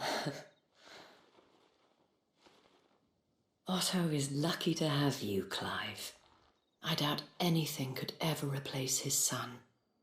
But you and the others at the hideaway are the closest thing he has to family. Otto had a son. Long ago, yes.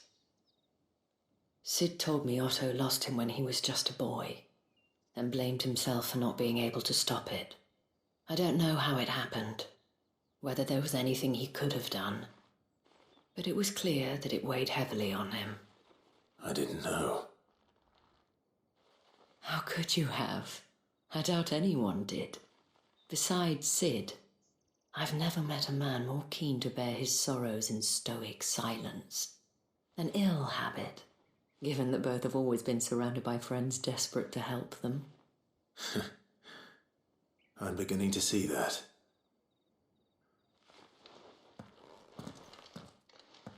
Go will want to know the stones were delivered, if he's still with us.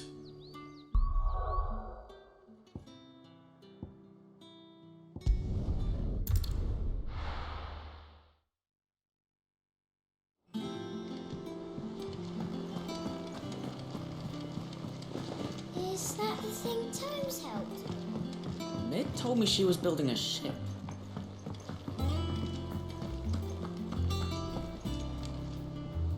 Goat. Still alive, I see. So Lady Karen accepted the ruby. Ah, about that. I tried my best, but she was just too stubborn to take it. She threw it right back in my face, in fact, and told me I could stick my stupid stone where the sun don't shine. Karen refused payment. I hope it wasn't something I said. I'm sure you were as tactful as ever. Let me see what I can do. Oh, wonderful. I hope you have better luck than I did.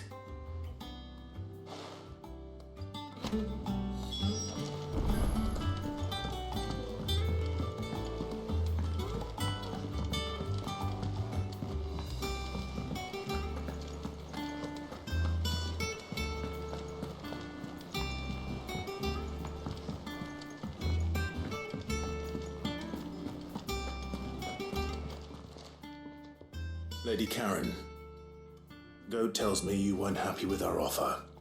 Would you prefer the debt was repaid in coin? What debt? I don't recall lending any of you lot me hard-earned gil. I may have tossed a talent or two in the Hideaway's coffers, but those were donations, and you can hardly call it charity if you go asking for it back. Of course not. But one good turn deserves another. And our circumstances have changed. Surely you wouldn't shun the gratitude of a pauper who happened to have become a prince. Oh, so you're a prince now, are you? Fine. But I'm selling it and taking what I'm owed, then you're getting the rest whether you like it or not.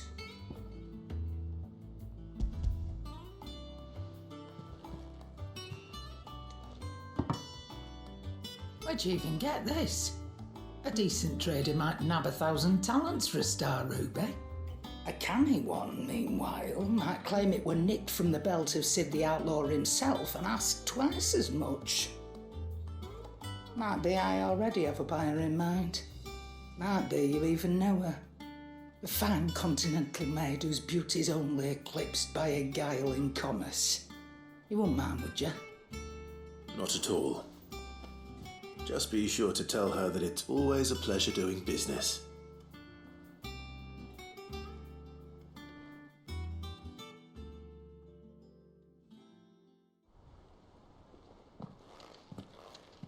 I hear you ended up delivering all 3 stones. Thanks to this lump. I sometimes wonder what I pay you for. Speaking of which, I still haven't been paid last month's wages. Oh, so you remember what's owed to you then? Get your ass behind that disc of yours and don't get up before those ledgers are square. Right away.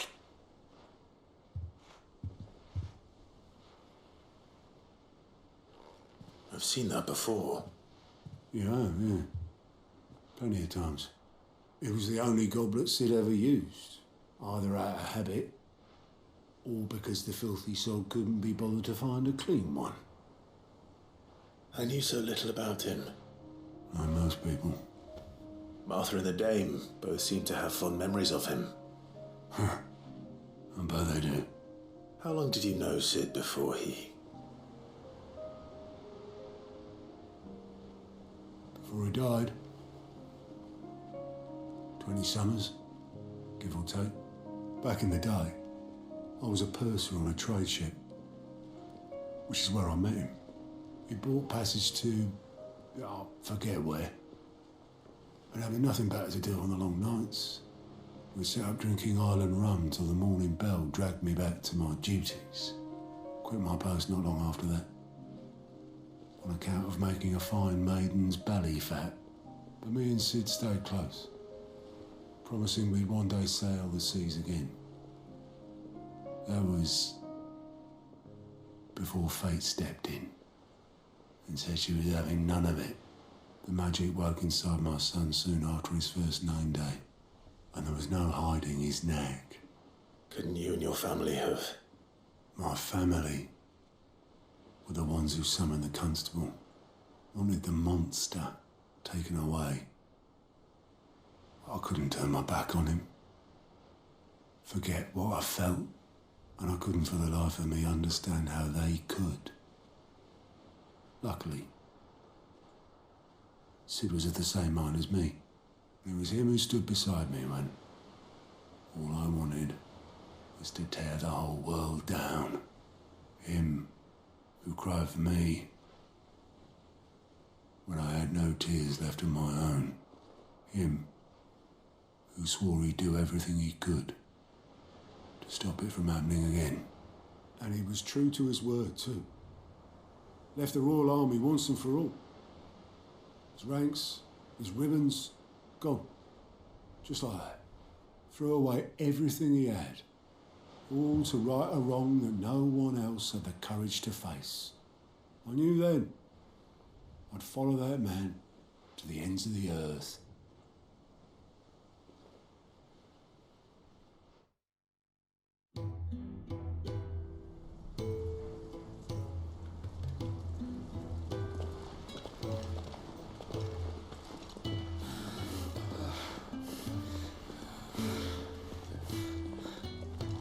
He was always too clever for his own good, was Sid. Saw the world for what it really was, while the rest of us were content to go along with the lie we were shown. And it can't have been easy, bearing that burden alone.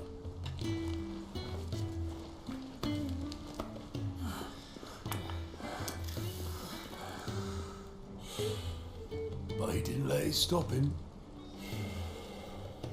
he never lost faith in what he believed was right. And that gave us faith in him. Faith he'd steer us true. So I swore to myself that I'd always be right behind him, ready to catch the stubborn sod if ever he should fall.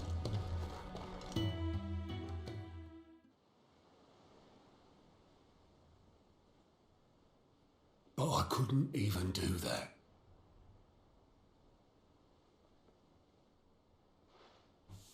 Ignore me, just the ramblings of a tired old man. Leave that lot. I'll tidy it up in a bit.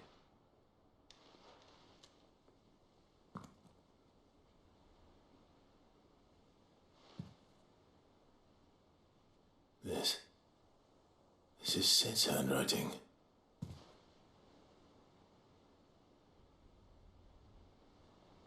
Dear Otto. I may be drunk, but I wanted you to know this place would be fucked without you. Love you, you grumpy old sod.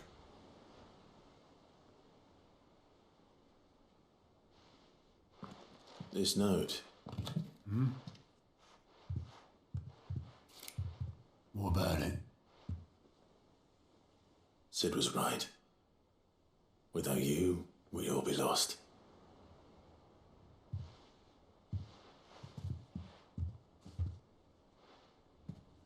He should have bloody well said so then. Just once. Before he went. But then, why would he? Him, or anyone? I'd only have told him to piss off.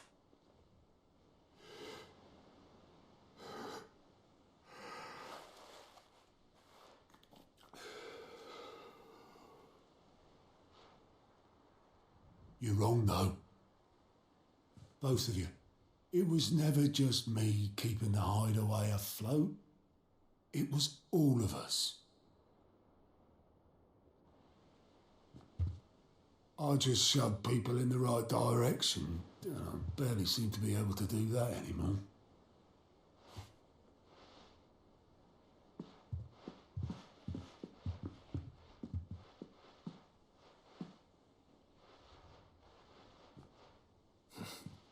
Would you rather goat at the helm? Well, maybe I've got a few more years left in me. I'm going to hold you to that, Otto. Before you go, Sid would have wanted you to have this. But that's... This'll do me just fine.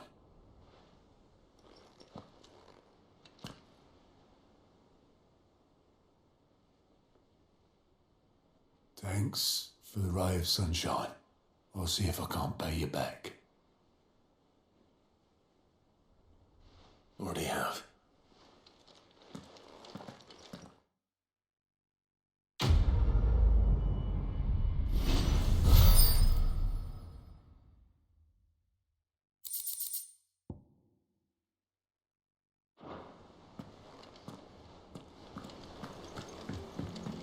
Mid told me she was building a ship. Is that the thing Tomes helped to build?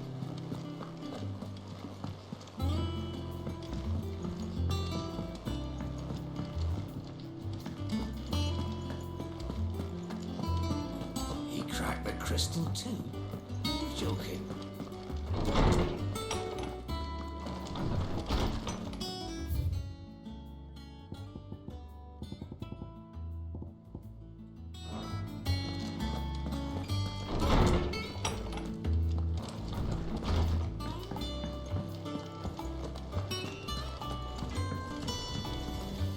What do you need? Well, same fortune, do you?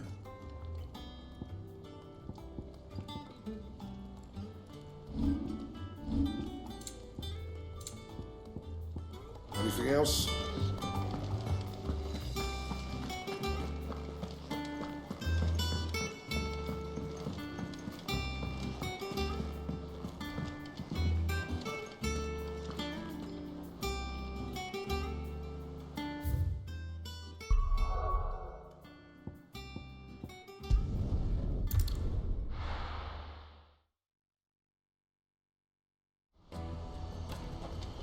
Let me carry your goods. Out of my sight, wretch.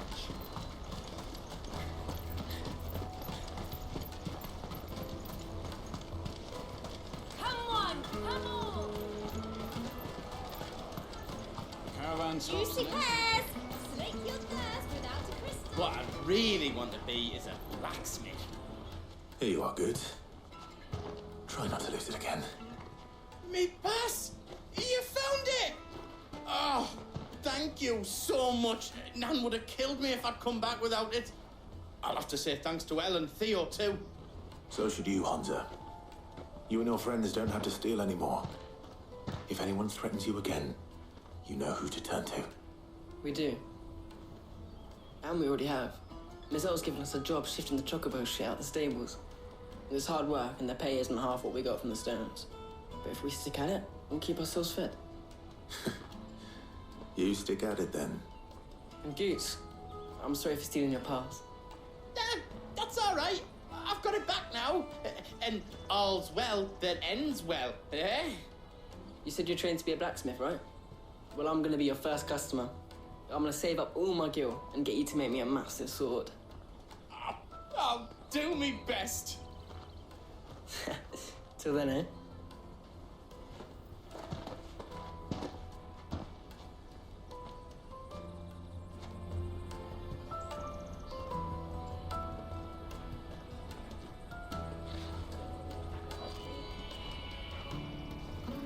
All right. We have a place on the wagon.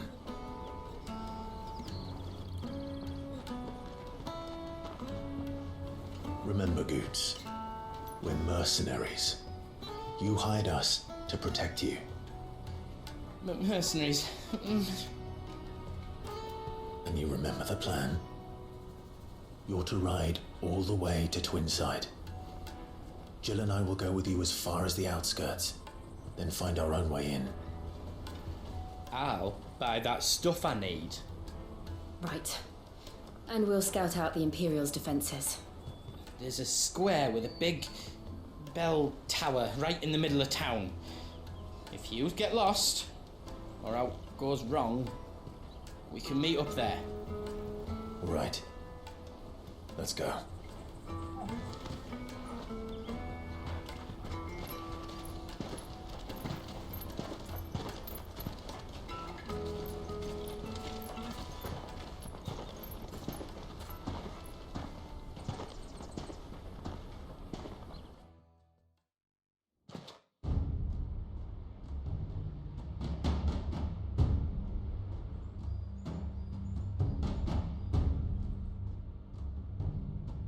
I see.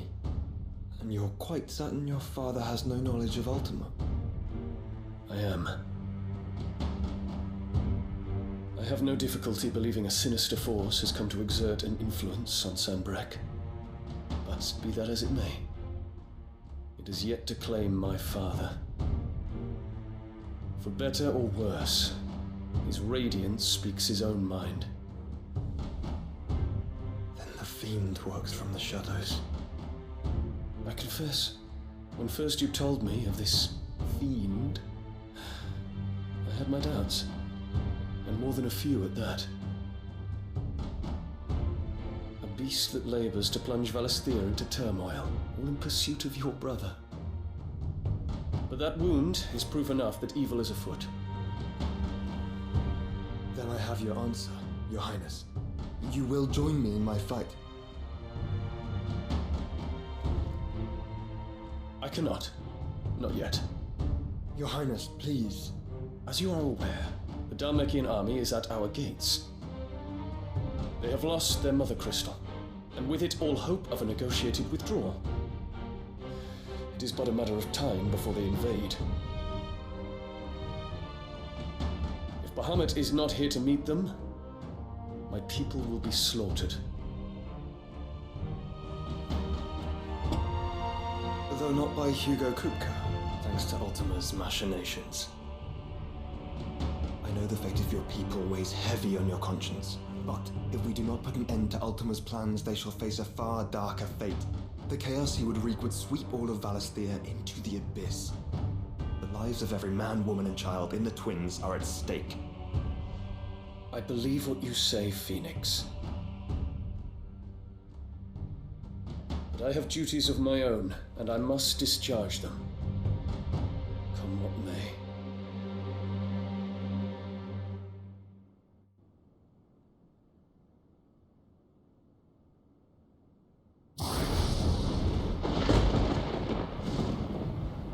What do you know of my blood?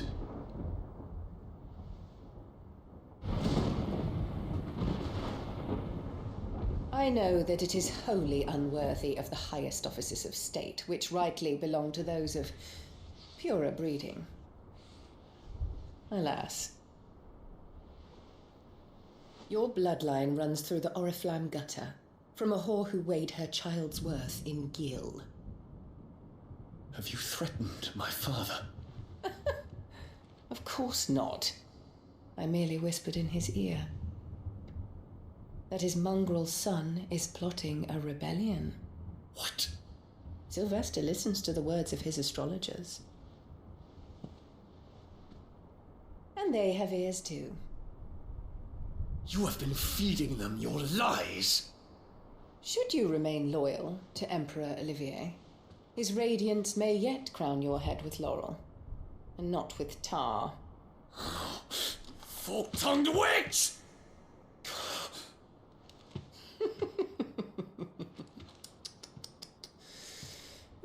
In consideration of your long years of service to the Empire, I shall forgive this uncharacteristic rudeness. Now hurry and make ready, Your Imperial Highness. Emperor Olivier expects much of you, Dion. Or should I say, of Bahamut. May your fire reduce his enemies to ash, till all of Valisthea bows to its rightful ruler.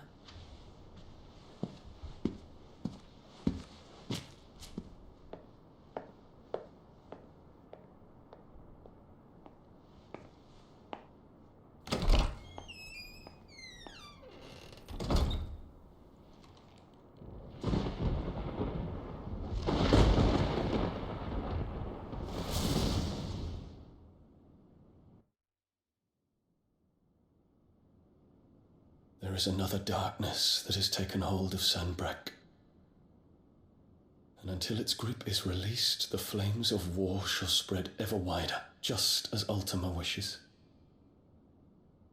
Forgive me. My family has caused you much grief. You are not her keeper, Phoenix.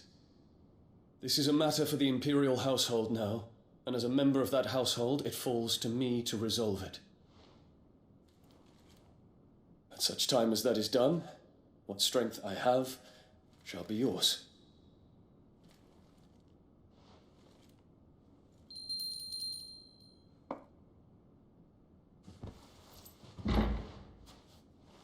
Thank you, Your Highness. Let us take to the skies together, and bring a new dawn to Valisthea. I should like nothing more.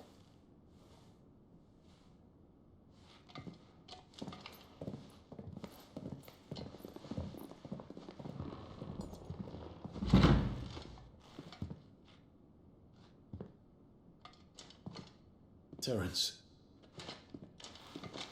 My prince. Tell me true. Do you believe what I'm about to do is wrong? We dragoons have but one leader, Your Highness. And we shall follow him unto the very end.